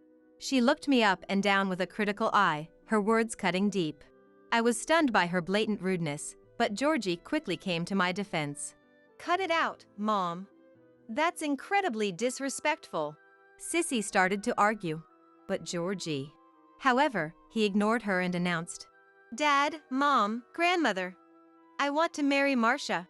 Polly's face lit up with joy. Son, if that's what you two have decided, then you have my full support. Georgie, I just want you to be happy. Mom, Sissy, you're okay with this too, right? Sissy, however, objected. Our family has a prestigious lineage. Don't you think we should be more selective about who Georgie marries? Surely there are more glamorous, well-bred young ladies out there who would be a better match. Georgie was about to protest, but before he could, his grandmother Carol, who had been silent until now, spoke up. Sissy, you've been nothing but obnoxious since the moment they arrived. From what I can see, Marcia is a polite, kind-hearted girl. I wholeheartedly approve of their union. Marcia, dear, please take good care of our Georgie. Carol greeted to me, and I was overwhelmed by her unexpected support. Sissy, chastened by Carol's reprimand, sulked but ultimately gave her grudging consent to our marriage. So, Marcia, what are your plans for work after the wedding? Polly inquired. Georgie and I had discussed this, and we'd decided that I would leave my current job and work freelance after getting married. With the move, my office would be too far away, and the long hours weren't ideal. Georgie had reassured me that I didn't need to push myself too hard. When I explained that I'd be working from home, Polly nodded in understanding. I see. Sissy and I were talking, and we thought that as a wedding gift, we could build you two a house on our property. If you're interested, would you like to live there? I was stunned by Polly's generous offer. I'd never heard of a family giving a whole house as a wedding present. I had been mentally preparing myself for the possibility of living under the same roof as my in-laws, so the thoughtful suggestion of a separate residence on the property was a huge relief. I glanced at Georgie, and we both nodded in agreement. We decided to accept the offer and live in our own home on the family estate. Soon after, Georgie and I officially tied the knot in a beautiful ceremony in his hometown. During the reception, Sissy insisted on showcasing her newly acquired piano skills in a performance. Honestly, I wasn't thrilled about the idea, but I didn't want to cause any friction with Sissy, so we made time for her little recital. As I watched Sissy play the piano with more confidence than skill, I couldn't help but wonder if I'd be able to get along with her in the long run. Finally, it was time for Georgie and I to begin our new life together on his family's property. The house they had built for us as a wedding gift was stylish and incorporated all of our preferences. I was overjoyed to be living there. However, on moving day, Sissy approached me with a demand. "Marcia, starting today, you'll be in charge of preparing dinner." "What?" I blurted out, taken aback by her words. Since we were living separately, I had assumed we would handle our own meals. "You're married to Georgie now, so it's only natural, isn't it? And keep in mind that Carol is here, so make sure the dishes are healthy. I'll be evaluating your cooking skills, so do your best," Sissy declared before returning to the main house. Georgie was out at the time, so I couldn't consult with him about the situation. In the end, I found myself responsible for cooking for the entire family. Thankfully, I had been diligently practicing my culinary skills ever since Georgie and I had decided to get married. However, as I worked in the kitchen, Sissy hovered over my shoulder, critiquing my every move. "Your knife skills are sloppy. That's not how you're supposed to do it," she nitpicked incessantly. Somehow, I managed to cook up a decent meal and set the table. Just then, Polly and Carol arrived, and Georgie returned from his outing. "I couldn't find you at home, so you were here all along. Why is Marcia cooking dinner for everyone?" Georgie asked, clearly perplexed. "Honestly," I replied, "Sissy told me to." Upon hearing this, Carol confronted Sissy. "What's the point of them living separately if you're going to make her do all the housework? Sissy, isn't this supposed to be your job?" Sissy was at a loss for words. I had a sneaking suspicion that Sissy and Carol didn't get along very well. Polly tried to defuse the situation by saying, "From now on, let's agree that we'll have our meals separately. But for tonight, let's enjoy Marcia's cooking. Wow, this is delicious. Marcia, you're quite the talented chef." Both Georgie and Polly praised my culinary skills, which made me happy. Sissy was the only one who remained sullen throughout the meal, but I felt relieved to hear that we would be eating separately from now on. However, Sissy continued to come over to my place whenever Polly and Georgie were at work, ordering me to help with household chores and farm work. Despite being a housewife herself with no job, Sissy seemed intent on bossing me around. Being a newlywed, I found it difficult to refuse her demands and ended up complying with her wishes. One day, Sissy barged in while I was working and said, "Marcia, I need you to go out and buy a few things for me right now. First, get me some women's magazines. Then, some snacks. And..." I hastily interrupted her. "Sissy, I'm in the middle of work right now. I've told you so many times that I have a job and I work during the day, haven't I?" Sissy's face contorted in anger. "What job? You're just sitting at home fiddling with your computer. Don't make such a big deal out of it." I was stunned. "Excuse me?" But Sissy pointed her finger at me and declared, "Are you saying you won't listen to me, your mother-in-law? I've always done what Carol told me to do. That's what being married is all about." I didn't have the energy to argue with her any further. "Fine, I understand," said, resigning myself to being Sissy's errand girl for the day. Sissy's demands showed no signs of stopping. "I'm going to my lessons, so make sure you clean the house," she would say on a regular basis. Sissy would dump all the bothersome tasks on me and then leave in high spirits. Occasionally, Carol would notice that I was being ordered around and scold Sissy for it. During those moments, Sissy would quiet down, but she would quickly find another opportunity to boss me around. It was clear that Sissy disliked me. However, I couldn't bring myself to complain to Polly and Georgie, who were always so kind to me, so I ended up being Sissy's personal servant. To avoid rocking the boat, I patiently endured Sissy's commands and took care of the household chores and family obligations as she instructed. About 8 months into my marriage to Georgie, I discovered I was pregnant.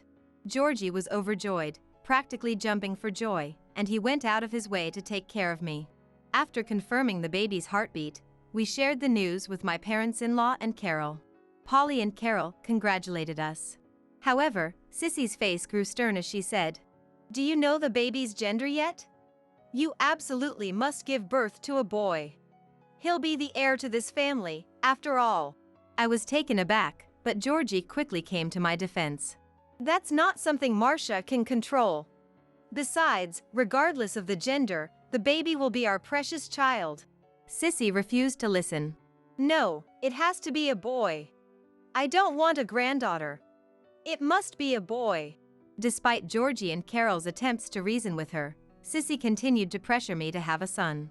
I tried my best to ignore Sissy's demands and enjoy my pregnancy. However, even though I was pregnant, Sissy still ordered me to help with household chores and farm work. When I went to assist with the farming, some relatives would express their concern, saying, "You're pregnant, so don't push yourself too hard." I would refuse if she tried to make me carry heavy objects, but then Sissy would make snide remarks. "Oh, how troublesome. Is this how wives behave these days? A mother-in-law word is law. If you can't accept that, I'll have no problem kicking you out." Constantly subjected to such comments, I gradually became exhausted. When I was 6 months pregnant, Carol fell ill and had to be hospitalized. I was worried about Carol, but Sissy came to me and said, "From now on, you'll be the one taking care of Carol while she's in the hospital. I'm too busy with my lessons and having tea with my friends." I replied, "I understand." And despite being pregnant, I began visiting Carol at the hospital. Carol would repeatedly say, "I'm sorry about this. I'm sorry about this." However, I didn't mind, as Carol had always been there to help me. With Carol no longer around to stop her, Sissy's harassment only escalated. At times, she would order me to mop the floors, even though my belly was growing larger by the day. And when I did as she asked, she would still find fault with my work. Every time she saw me, she would insist that I give birth to a boy. I knew that the child in my womb was a girl, but I didn't have the courage to tell Sissy. Eventually, the time came for me to give birth. As expected, the baby was a girl, and Georgie and I named her Risa. Polly, who had come to the hospital, was overjoyed and said, "She's so adorable." Sissy, on the other hand, had a very different reaction. "What is this? I told you to have a boy, didn't I? You never listen to a word I say." Georgie, clearly irritated, retorted, "I've told you, the baby's gender doesn't matter. If you're going to say things like that, I won't let you hold her." Sissy's face contorted in anger. "Fine, I don't want to hold that child anyway. Ugh, I can't stand to even speak to a wife like you." With that, she stormed out of the hospital room, seething with rage. Polly and Georgie apologized to me, but Sissy's attitude was deeply hurtful. After I was discharged from the hospital, Georgie and I focused on raising Risa. Sissy stopped coming to our house altogether and rarely showed her face around me. Thanks to that, I was able to enjoy a peaceful time caring for Risa. 1 month after Risa's birth, Georgie and I were summoned to Polly's house. "We've decided to introduce the baby to the extended family, so I've rented out the community center for this Sunday," Sissy announced unilaterally, leaving us shocked. Polly, looking apologetic, added, "We have to introduce the baby to the family. I'm sorry, but could you spare a little time for this?" Georgie and I nodded, agreeing to attend the family gathering that Sunday. On the day of the event, I dressed Risa up in a cute outfit and arrived at the venue early. To my surprise, Sissy came over to me, her face caked in garish makeup. "Sissy, what should I do? The catering service has arrived, and I've received the food, but..."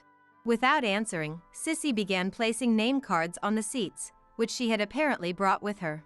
I casually glanced at the name cards as she set them down. Suddenly, I realized something. There was no seat for me. Sissy, it seems there's no seat for me." As I said this, Sissy blatantly ignored me in front of the relatives and started talking to someone else. I felt my face flush with humiliation as I realized that Sissy was deliberately snubbing me. Why should I have to endure being treated like I'm invisible, especially in front of the whole family? I'd bitten my tongue for so long, but I couldn't take it anymore. Just then, Polly and Georgie arrived, running late. Seeing me on the verge of tears, Georgie asked what was wrong. Well, you see, Sissy has been ignoring Marcia. Even when Marcia tried to talk to her, Sissy wouldn't answer and just glared at her. I felt so bad for Marcia, explained Olivia, Polly's sister, who had witnessed everything on my behalf. Unable to hold back any longer, I poured out all the painful details of the mistreatment I had suffered at Sissy's hands. I tearfully recounted how she had dumped household chores and menial tasks on me, even during my pregnancy, and how she had subjected me to cruel jibes and taunts. I told them how she had ignored me today and hadn't even prepared a seat for me. Polly and Georgie were shocked by my revelations. As I shared a particular fact, Olivia's face turned pale. She didn't, really? Just then, Sissy, utterly oblivious to the tense atmosphere, walked over and silently thrust a piece of paper into my hands before quickly leaving. The note says, "I'll be performing a flamenco dance, so play the music when I come on stage." I was flabbergasted. This was supposed to be Reese's unveiling ceremony, so why on earth did Sissy feel the need to showcase her flamenco dancing? However, Sissy had also insisted on playing the piano at our wedding reception, as she was obsessed with it at the time. She must love being the center of attention. It explains her garish makeup, too. But when Georgie saw the note, he laughed. "Marcia, why don't you give her a taste of her own medicine?" Polly chuckled in agreement. "She's been dishing it out to Marcia for years, so she can't complain now." Stunned, I blurted out, "Wait, you guys are okay with this?" To my surprise, everyone in the room nodded in unison, and we quickly huddled together to hatch a plan. Eventually, all the relatives had gathered, and after a toast, the unveiling ceremony began. During the meal, everyone took turns coming over to see Risa, cooing over her cuteness and giving her baby gifts. Georgie's relatives were all kind-hearted people who treated me with warmth and respect. Those who had heard about our plan from Olivia and Polly gave me meaningful glances and nods. I greeted them, silently conveying my gratitude for their support. Finally, Polly took the microphone and announced to the crowd, "And now, my wife Sissy will perform a flamenco dance for all of you. Please direct your attention to the stage." Immediately after his announcement, Sissy appeared on stage, clad in a bright red dress. She waited with a self-satisfied expression for the music to begin. However, I was at the back of the room and completely ignored Sissy. Of course, no music started playing, and Sissy was left frozen in her opening pose. It was so comical that I almost burst out laughing, but I managed to keep a straight face by looking down. Eventually, Sissy realized that I wasn't going to play the music and shot me a furious glare. But she quickly retreated to the side of the stage and started the music herself. There, in the middle of the stage, Sissy began to dance. Although her skills were nothing to brag about, Sissy had a smug look on her face. "Come on, everyone, let's give me a round of applause," she called out with a grin. But not a single person clapped. In fact, no one was even watching Sissy. They all continued eating and chatting, completely ignoring her performance. Every single relative in the room was ignoring Sissy. Realizing that something was amiss, Sissy stopped dancing and stood there, dumbfounded. "Hey, everyone? What's going on? I'm dancing here." Still, not a single person even glanced in Sissy's direction. "Hey, honey. I'm going to start over, so tell everyone to clap along," Sissy demanded of Polly. However, Polly ignored her too and continued pouring drinks for the relatives. Finally, Sissy glared at me and snapped, "Why didn't you play the music in the first place? I specifically told you to play it when I dance." But I ignored her as well, continuing to dote on Risa. "Excuse me. Why is everyone ignoring me? What is this? What's going on here?" Sissy shrieked, still wearing her bright red, frilly dress. The dress didn't suit her at all, her makeup was frighteningly heavy, and her appearance was utterly embarrassing. At that moment, Georgie stood up and said in exasperation, "Well, let me answer that for you. Didn't you start this by ignoring Marcia first?" Sissy was taken aback. "What? What do you mean? Don't tell me that just because I ignored your wife, the entire family is now ignoring me?" The relatives all turned their stern gazes on Sissy in unison. "That's ridiculous. Ignoring me like this just because I ignored your wife is so childish," Sissy protested. Polly spoke up. You're the one being childish. You didn't even prepare a seat for Marcia, did you? Do you think that's acceptable? Sissy's face turned beet red as she began to scream. What's the big deal? I never liked this plain Jane from the start. And even though I told her over and over to have a boy, she went and had a girl. Oblivious to the relatives' disgust, Sissy continued. Our family is a respectable lineage of landowners. And yet, this nobody from an ordinary background waltzes in, gets a house built for her, and lives here without a care in the world. It infuriates me. On top of that, she gave birth to a girl who can't even be the family heir. Of course I'd ignore such a useless wife who never listens to a word I say. Sissy glared at me, panting heavily. Georgie spoke up, his voice clear and firm. So you're saying you've been harassing Marcia all this time for those petty reasons? Sissy furrowed her brow. I haven't been harassing anyone. Marcia is just exaggerating everything. You're all being deceived by her. This woman is trying to frame me. But then, voices rose from the relatives. Marcia was helping out with the farm work, even though she was heavily pregnant. When I visited, Sissy was making her mop the floors. More and more testimonies about Sissy's mistreatment poured in from the relatives, and Sissy's face turned ashen. Polly cleared his throat. Marcia suffered in silence so as not to worry Georgie and me. As a father, it pains me to see the woman who married my son being treated so poorly. Sissy, how could you do such a thing? The relatives looked at me with sympathy, and I nodded, my expression anguished. What's the matter with you all, siding with this woman? I'm the one with the authority here. I'll have no problem kicking out a wife who won't listen to your mother-in-law. Sissy's true colors were on full display. As she ranted and raved on stage, someone quietly addressed her. Can a mother-in-law really just kick someone out like that? It was Carol, being pushed in a wheelchair by Olivia. She was the most respected person in the room. What? Aren't you supposed to be in the hospital? Why are you here? Sissy asked, flustered. Carol replied, I was temporarily discharged to attend my great-granddaughter's unveiling ceremony. More importantly, what on earth are you wearing? You're far too old to be dressed like that. It's downright shameful. You look like a monster. The relatives burst into laughter at Carol's words. Sissy's face turned beet red, but Carol continued. I thought you were always out attending lessons, but you were learning flamenco? You're the one who doesn't listen. I specifically told you not to be so hard on Marcia. Sissy hung her head, her face as red as her dress. Marcia is an exemplary wife. She's kind, honest, and has always been good to me. The complete opposite of you, Carol said with a sigh. And it's not just the harassment. You've done something truly unforgivable. Sissy tilted her head in confusion. Huh? Something unforgivable? As Sissy feigned ignorance, Olivia confronted her. Sissy, didn't you tell me that Mom's hospital bills were really high and that I needed to give you $1,000 every month? Sissy's face instantly contorted. The relatives chimed in. Us too. We've been giving her $500. I heard from Marcia that Mom's hospital bills only come to about $800 a month. And my brother has been covering the full amount. It was true. Since I had been taking care of Carol, I was also handling the hospital payments. Polly had given me the money for the hospital fees, and they weren't that high.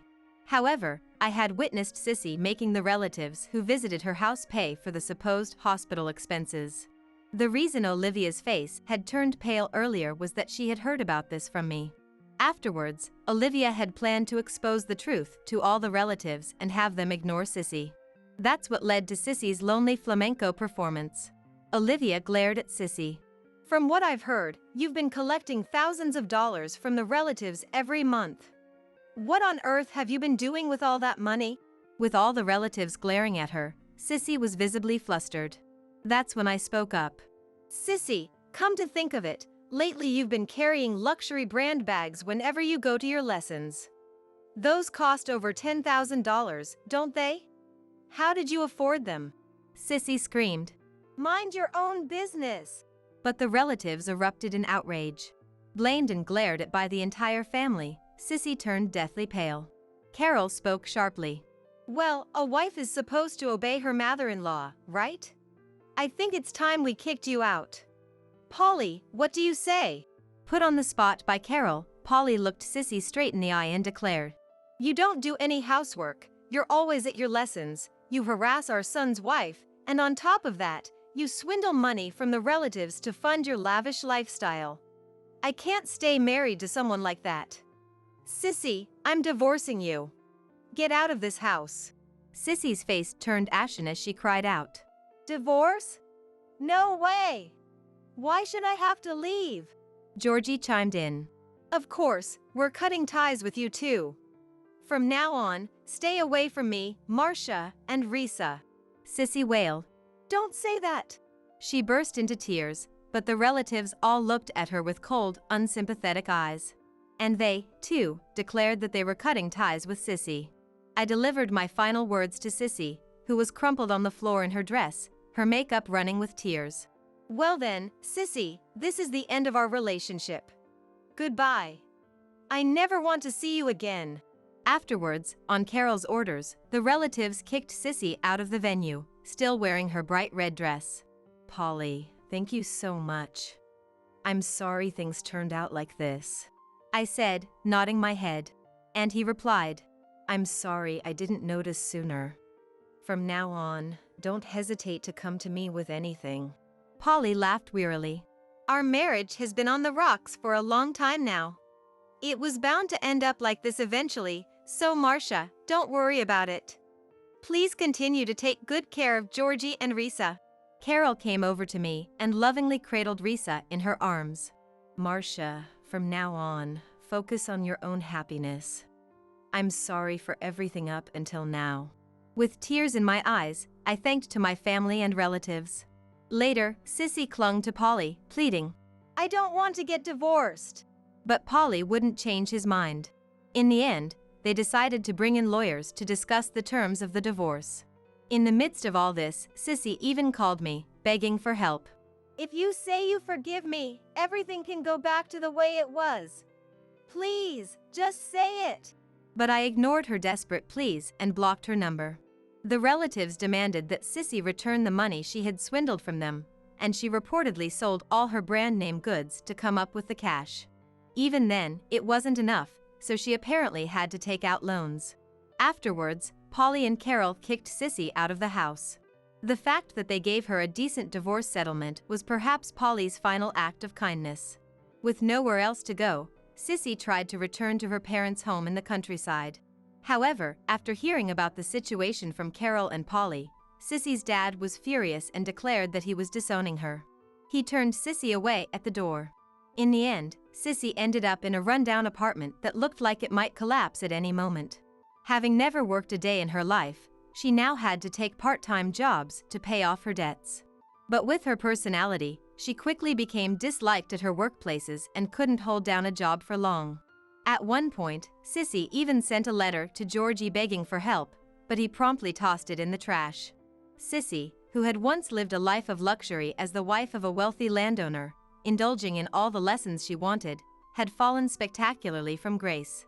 From now on, she would likely live out the rest of her days in poverty and loneliness. But I felt no sympathy for her whatsoever. As for me, I'm working hard to raise Risa together with Georgie. Carol was safely discharged from the hospital and is now living with Polly, but I kindly offered to help with the housework. However, Polly declined my offer and hired a housekeeper instead. Thanks to her, I get to eat delicious meals every day. Although they're not quite as good as Marcia's cooking, Polly said with a laugh. Olivia and the other relatives have been very kind to me as well. That's why I voluntarily go to help out with the farm work and make an effort to maintain good relationships with the extended family. Carol absolutely adores Risa, and I often bring her to visit. I hope Carol, who has always been on my side, will continue to live a long and healthy life. By the way, I'm currently pregnant with our second child, a baby boy. Georgie, Polly, Carol, and even Risa are all overjoyed and can't wait to meet the new addition to our family. From now on, I want to cherish my loved ones and live a peaceful life surrounded by my family. Seems like a son's wife is just an outsider, huh? No need to waste fancy coffee on a stranger like you. We'll enjoy it ourselves. With that, Emil grinned wickedly. Well, if that's how it's going to be, so be it. This is a game. A doubles game between Emil Elizabeth and Sale Felicia versus me and my husband. Strategy is key in a game. Just you watch. So, I cheerfully responded, gladly, with a big smile. My name is Diana. A 32-year-old working mother. Married to Elliot for 5 years. The day to build our own house has finally arrived. Building a house has been our goal since the beginning of our marriage. We visited various houses, took our time deciding, and diligently saved up. When our child was born 2 years into the marriage, our plans hit a snag. But Elliot and I persevered, and finally, we reached our savings goal. However, actually building the house was harder than imagined. A house is a big purchase. You can't just buy another if something goes wrong. We considered factors like transportation convenience, shopping accessibility, a child-friendly environment, and the reputation of local schools. And whether it was an easy commute for Elliot, a full-time employee. So many things to consider, even just finding the right location was tough. We eventually settled near the in-laws' house. It wasn't out of preference, but because the location was good. It wasn't about living together, but about bearing with minor annoyances.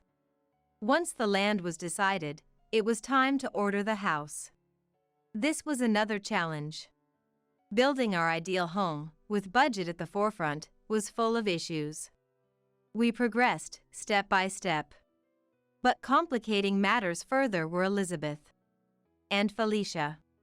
For some reason, they kept interfering. When we mentioned building a house, both suddenly became interested. Elizabeth's eyes sparkled, and Felicia, in her late 20s and single, was excited. Where will it be built? Which home builder are you using? What will the interior look like? They asked all sorts of questions. I tried to brush them off. But then they somehow found out about our meetings with the home builder and the architect and started crashing them. How do they even find these things out? Sorry, it was me who talked. Elliot apologized. So you're the culprit? Even glaring at him, it was too late. If the kitchen storage is too little, Elizabeth would say, having a wooden deck is essential. Felicia would add, somebody, please sew these two's mouths shut. If you're doing barbecues in the garden, a big sink would be useful. A walk-in closet should be bigger, too. The windows should definitely be double-glazed for soundproofing. We'll need a bedroom for Mom and Dad, right?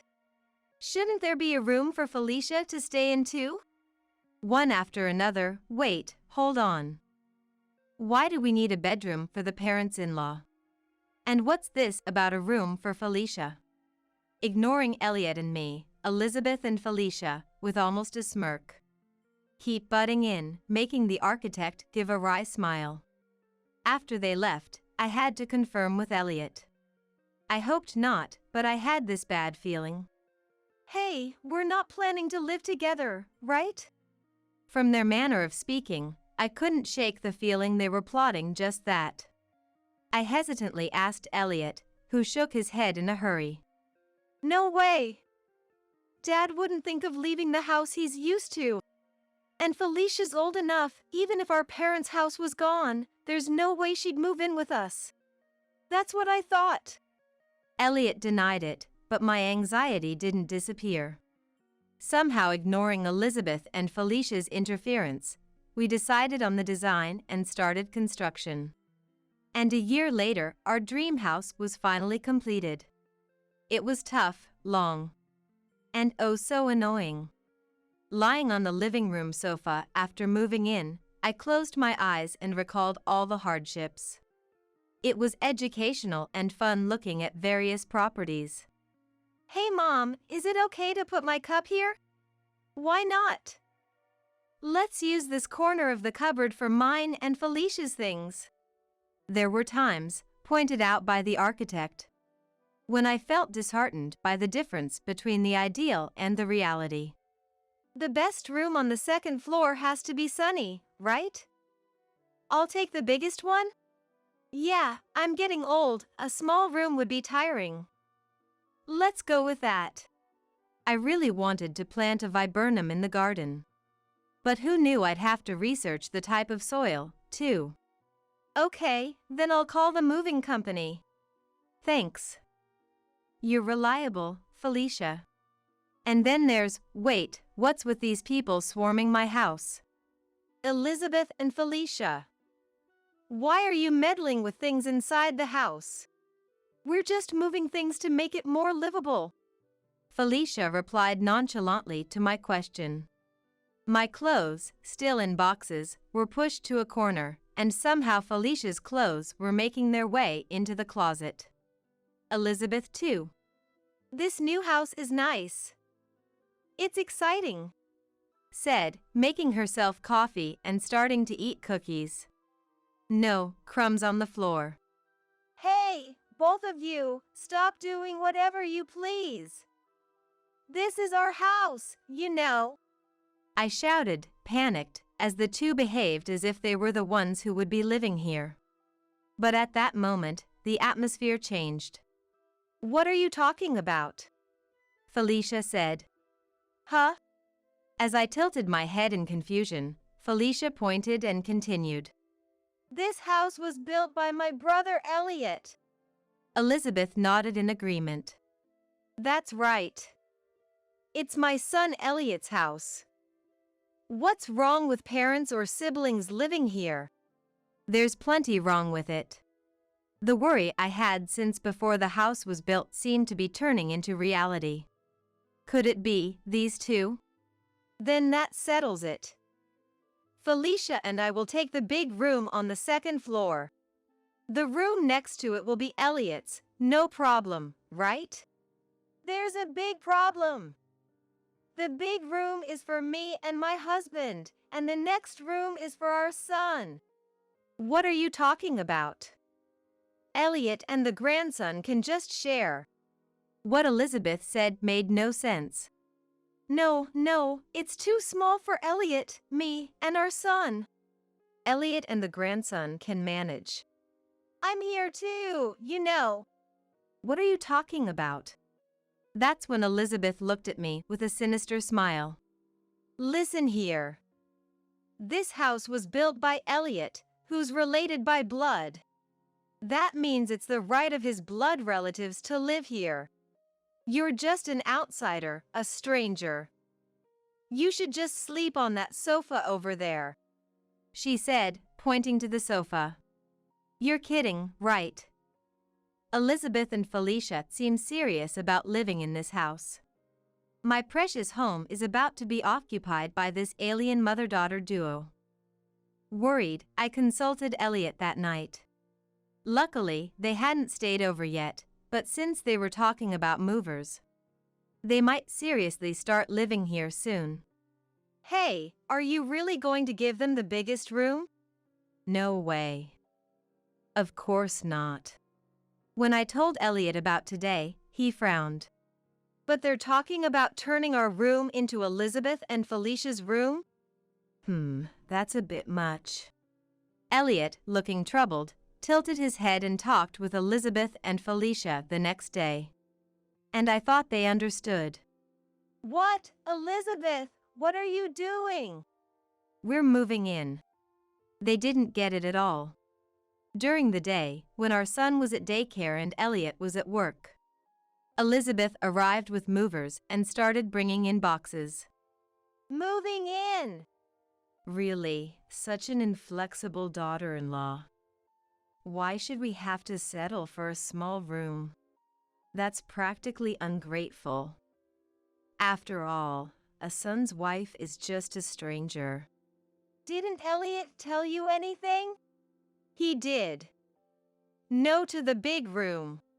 What a narrowed-down version of the story.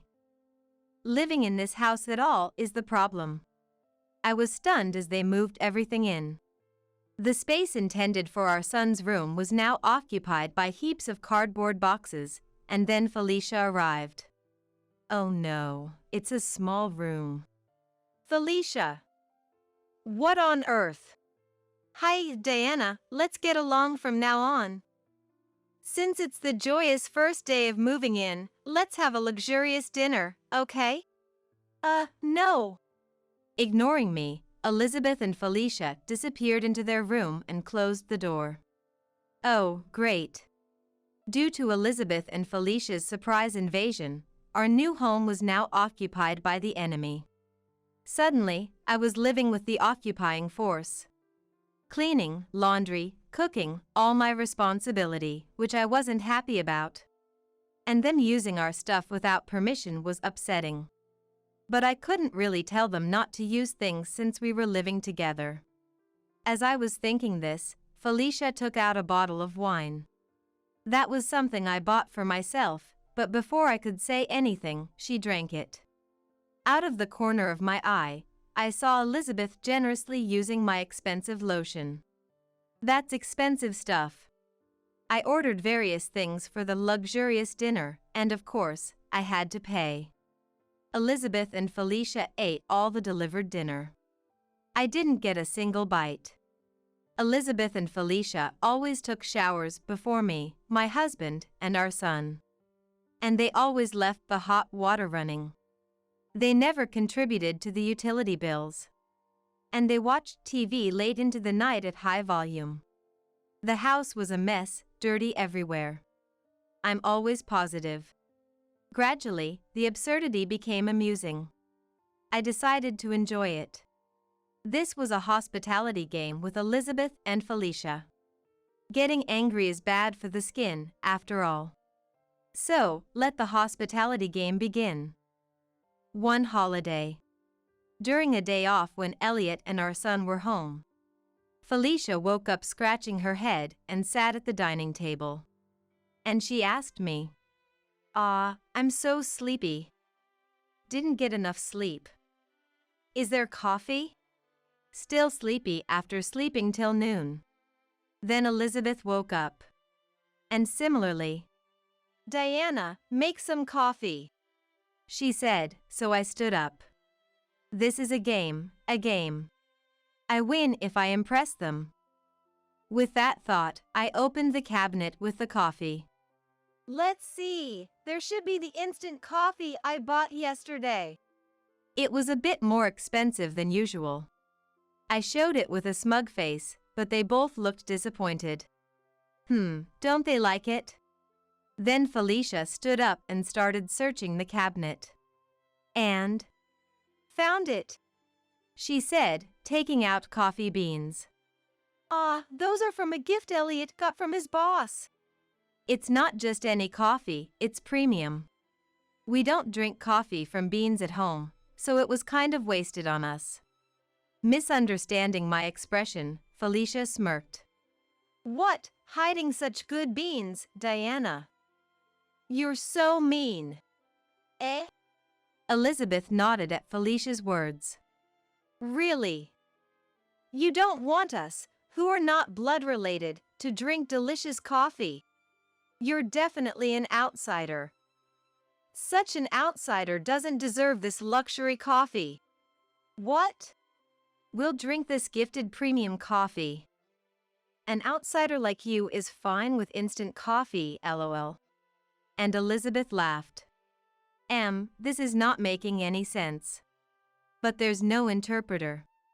For me, it's actually a relief that they're using up the bean coffee. Seeing Elliot nodding in agreement. Sure, I'd be glad to, I said with a smile. She probably didn't expect that kind of response. What? Elizabeth looked surprised. Ignoring that, I took the coffee beans from Felicia. All right, I'll make some delicious coffee now. Okay then. Felicia seemed puzzled by my smile. There I was, rolling up my sleeves, ready to go. Let the game begin, making delicious coffee. But when I opened the bag and saw the beans, I was a bit stumped. I called Elliot, who was looking worried, for a consultation. He came over as I gestured. What's up? Hey! How do you use coffee beans? I've never made coffee from beans before. I asked Elliot, but I don't know either.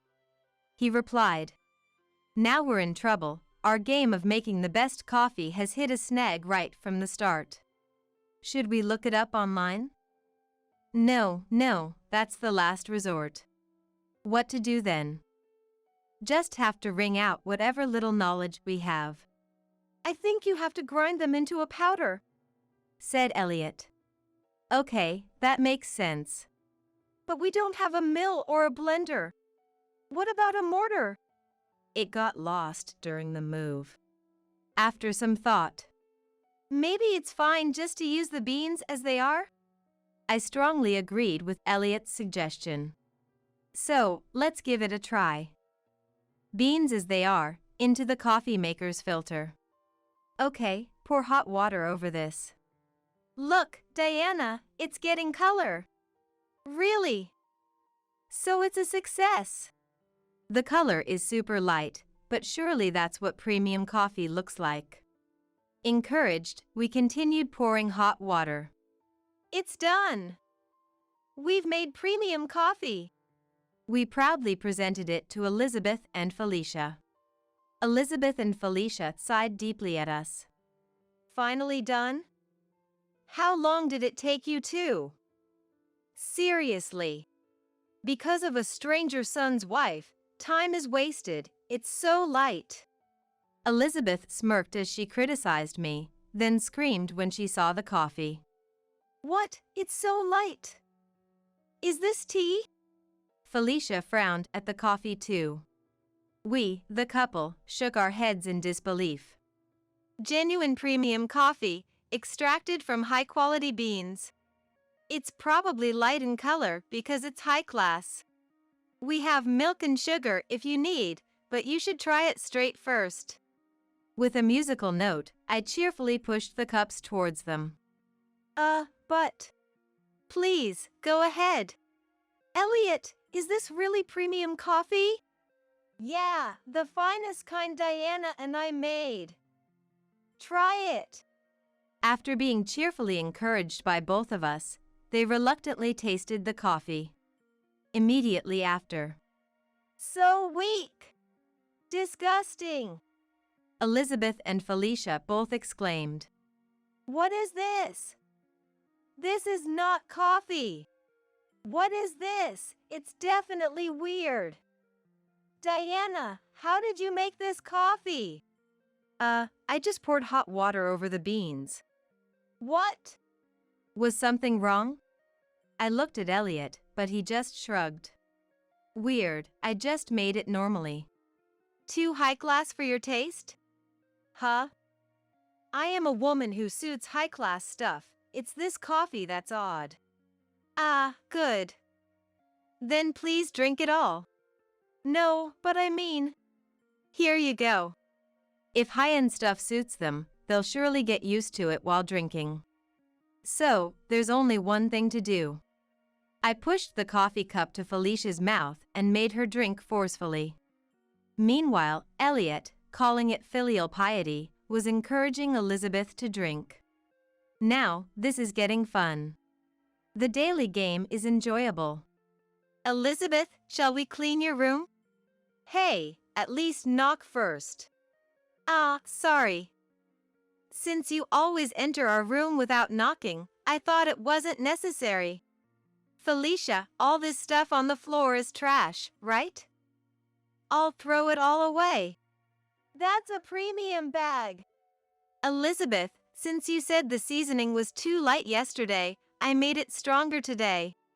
Too strong. Not just strong, it's spicy. Felicia, it seems you like my lotion, but I have something better. It has a unique smell, but it's good for your skin. Smelly. What is this? Don't put it on my face. The game of pleasing them was getting more and more fun. I continued to serve them with increasing enthusiasm. They cried with joy, so I win. Elliot was also doing various things, but as I spend more time with them, I have the advantage. Then one day, Elizabeth and Felicia disappeared. Huh? Then I received a call from Fael. Oh right, Freddie from the in-laws' house. How has he been? Enjoying a carefree solo life? That's good. According to Freddie, Elizabeth and Felicia came back crying. What happened? Elizabeth's lips are swollen, and Felicia's skin is shiny but smells terrible, he said. They must have been so happy they went to report to Freddie. But they shouldn't think it's over yet. There's a barbecue in the garden tonight. I'm setting up a trampoline for Elizabeth and Felicia to enjoy, so I'll go pick them up now, I announced and went to fetch them from the in-laws' house. For some reason, they ran away, and a chase began. Eventually, I easily caught elderly Elizabeth and Felicia, who boasted about knowing all the hiding spots since childhood, was found by Elliot. Stop it! Stop it, please! They cried with joy, no need to be shy. A few days later, movers suddenly arrived and took Elizabeth and Felicia's stuff away. Why? I wanted to show more hospitality, I said to them hiding behind Freddie at the in-laws' house, and they shook their heads vigorously with pale faces. Elliot looked genuinely disappointed. Hey Elliot, seems like our hospitality wasn't enough for Elizabeth and them. Is that so? Maybe we need to study more. Hearing this conversation, Elizabeth and Felicia began to tremble. After that, Elizabeth and Felicia stopped coming to our house. Even when I greet them in the neighborhood, Hello, they run away immediately. Well, it's fine. Peaceful days returned.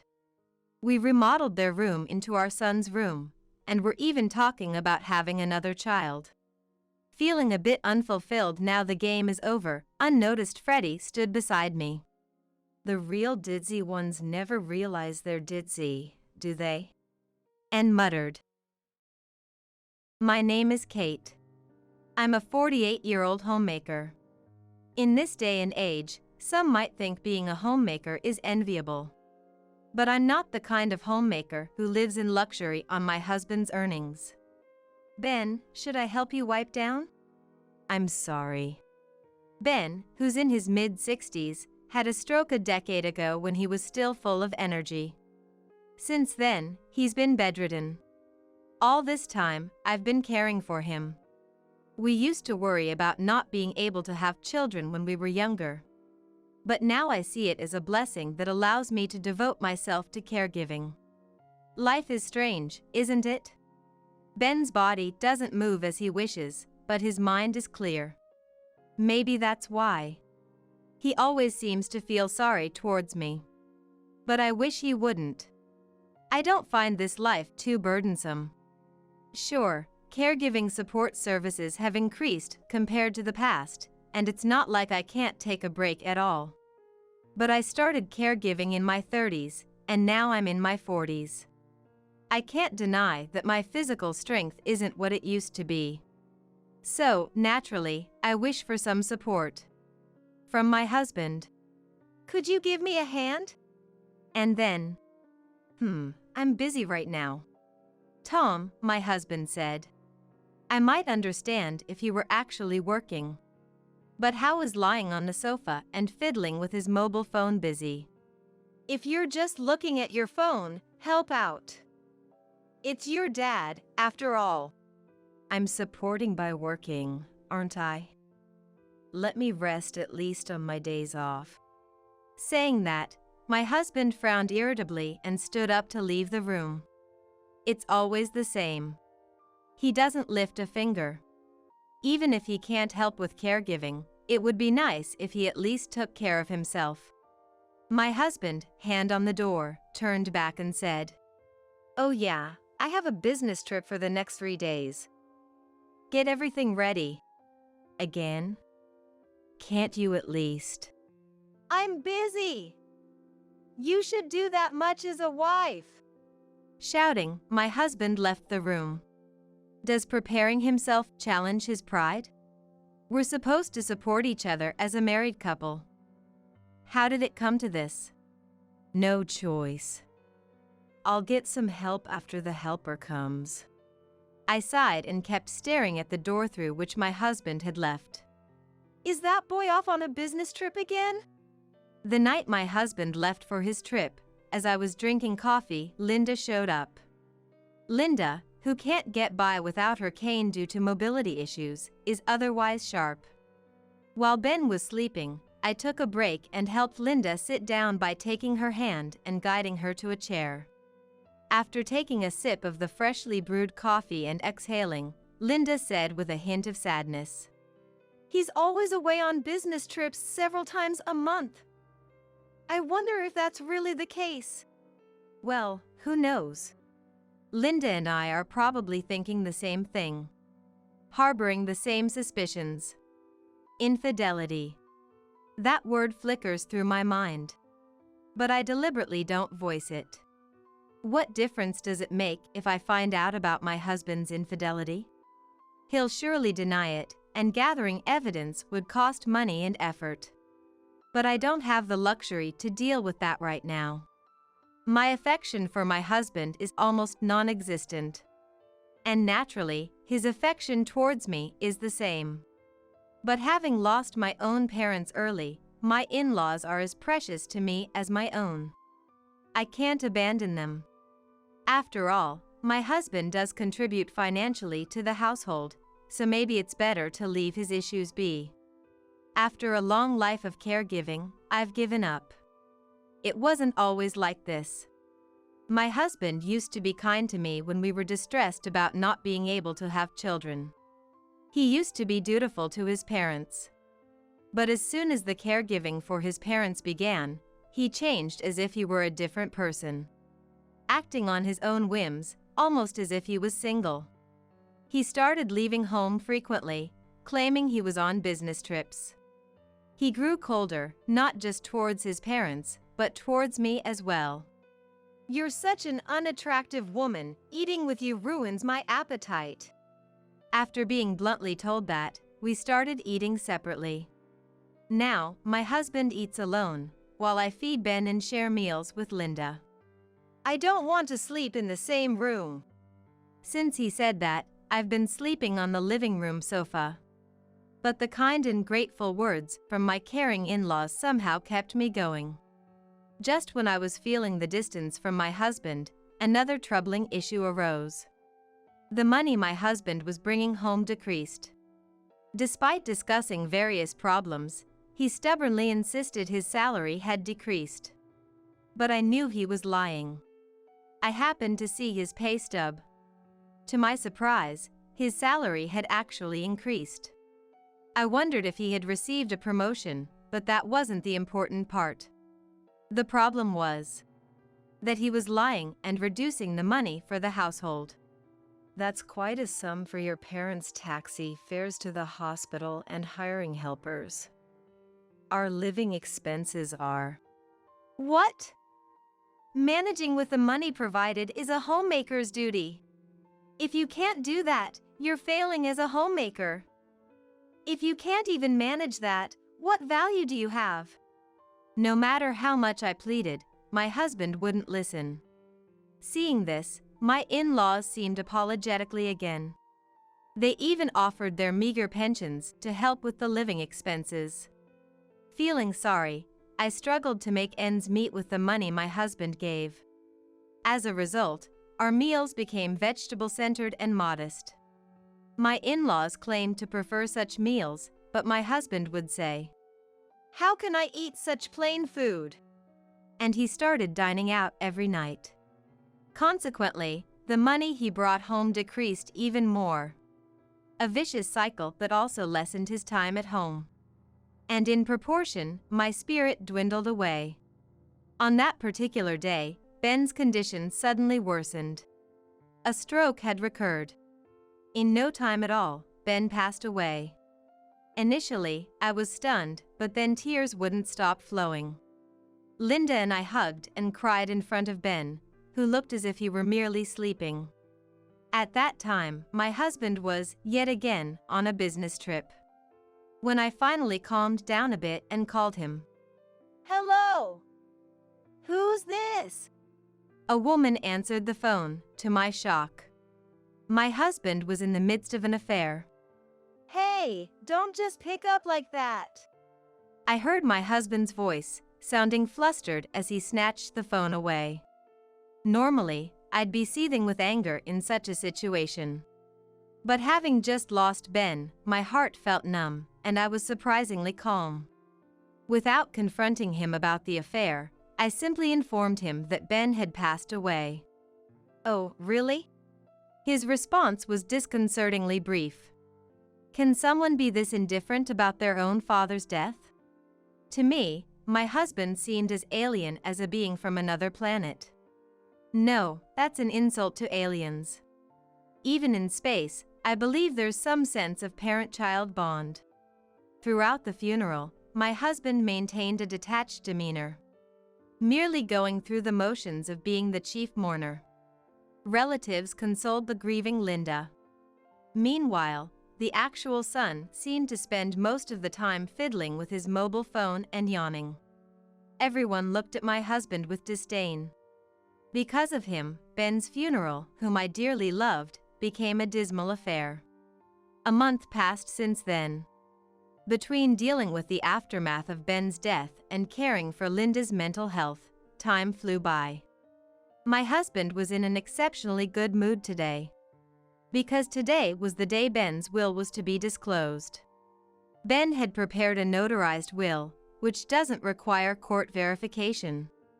It was kept in the lawyer's office. Today, Linda was to bring it from the office and open it. Normally, one would assume the inheritors to be Linda, the wife, and my husband, the only son. I wondered if there was really a need for a will. Could there be a secret child?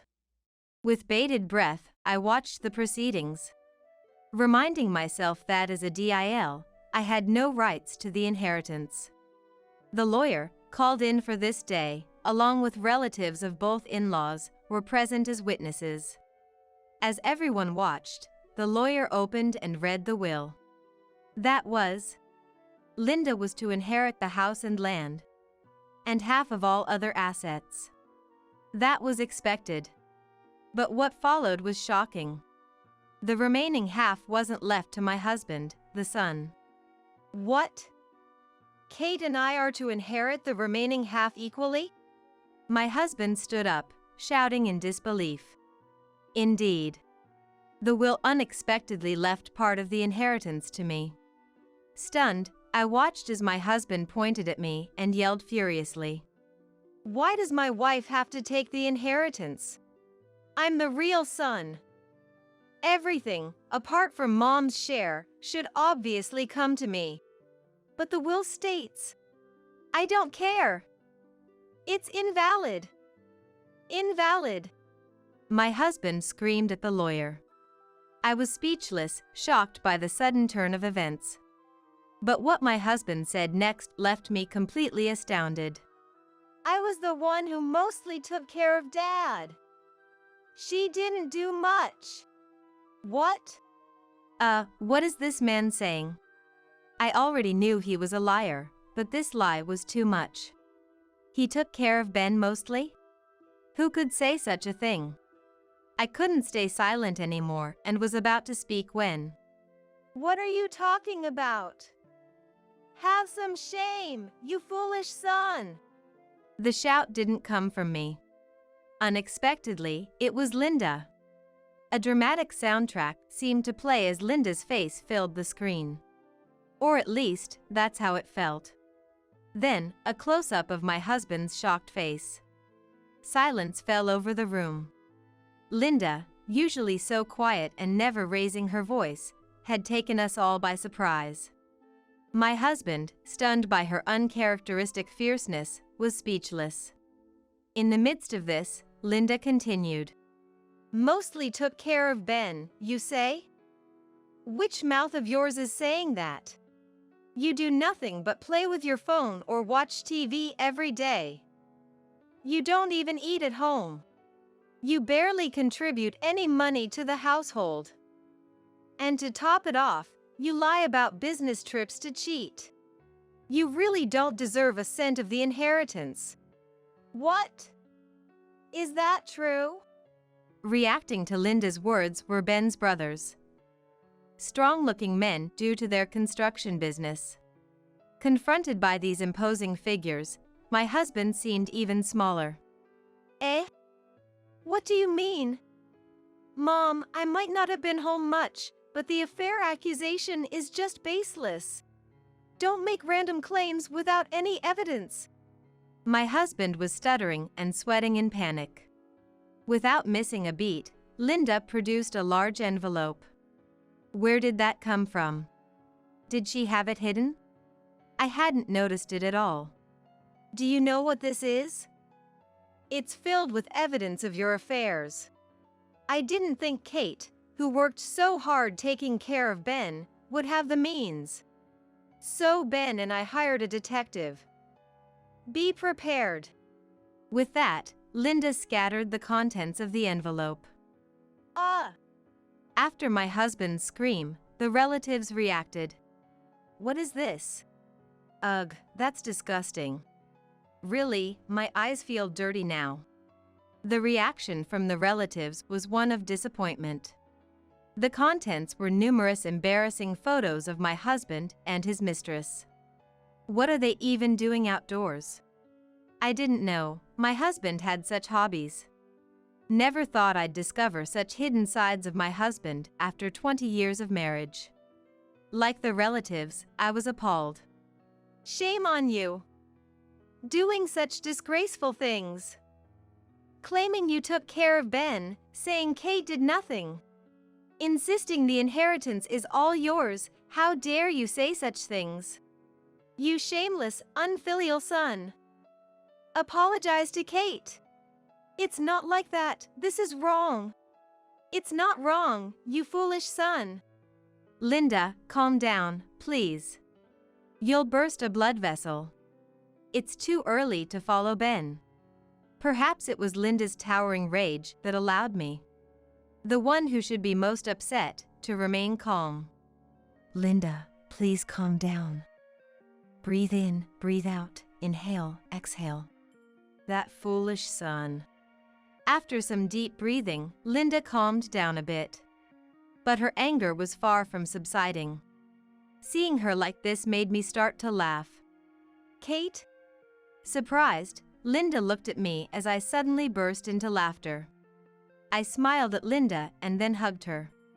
Thank you so much, Linda. Kate? For getting angry on my behalf, for conducting such an investigation for me. I really appreciate it. Of course. You are my precious daughter, after all. Daughter. I never realized how happy being called that could make me. Since Ben's passing, I've become quite teary, and once again, tears welled up. But I can't spend all my time crying. After stepping away from Linda, I wiped away my tears roughly and looked at my husband. You. What?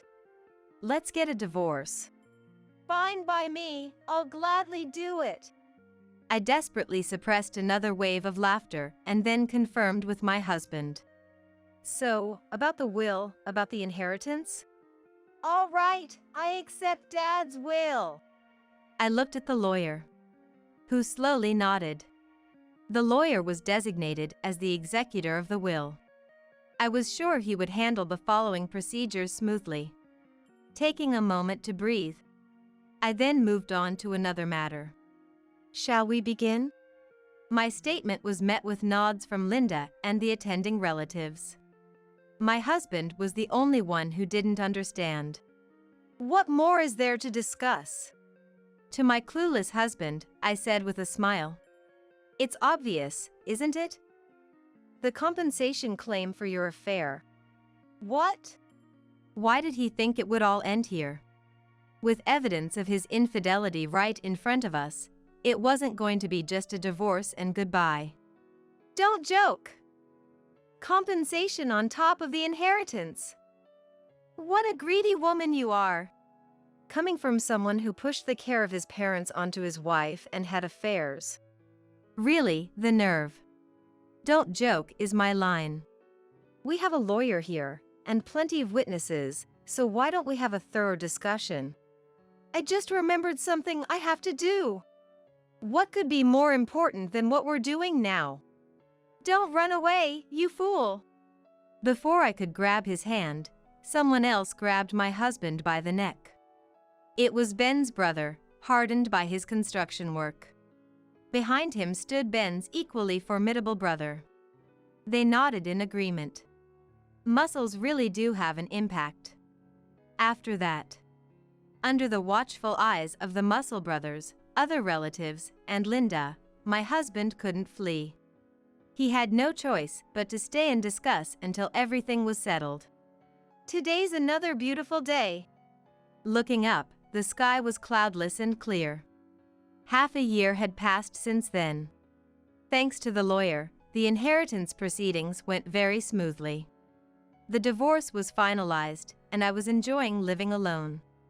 I really wanted to live with Linda, but now that we were strangers due to the divorce, Linda stubbornly refused, not wanting to make me her caregiver again. As a result, Linda moved into a nursing home with the money from selling the house. I visit her once a week. It seems like a wonderful place, and Linda seems happy. In the end, I feel like this was the best outcome. The house was sold. That means, essentially, the house was gone. As for my ex-husband, who was practically kicked out, well, according to the will, he received his share of the inheritance. He was overjoyed at first, but then his face turned pale. Why? Because the inheritance had almost vanished. The reason goes without saying. Compensation, of course. My husband's inheritance was gone. Not enough from the inheritance alone, so he also had to pay from his savings. As a result, my husband ended up penniless. And more than that, it seems his affair became known at his company. Particularly among the female staff, he was given the cold shoulder and became quite isolated, leading to a series of mistakes, it seems. That woman, she's my boss, but didn't defend me properly, he was saying over the phone. And it turns out that this boss was a woman and, astonishingly, the mistress was his boss. Maybe that explains the mysterious salary raise. But as soon as the affair came to light, he was dumped by the mistress, who also faced a demotion due to the affair and other ethics violations. I made sure she paid compensation too. That's only right. It's your fault I kept making mistakes and got fired. He tried to blame it all on me.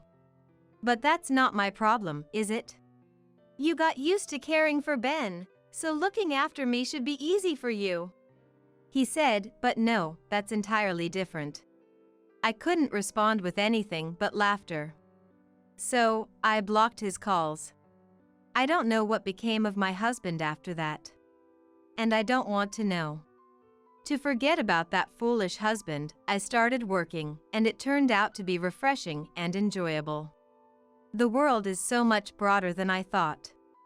A sense of excitement for a bright future welled up in me unknowingly. Gazing up at the contrails stretching straight across the blue sky, I squinted my eyes.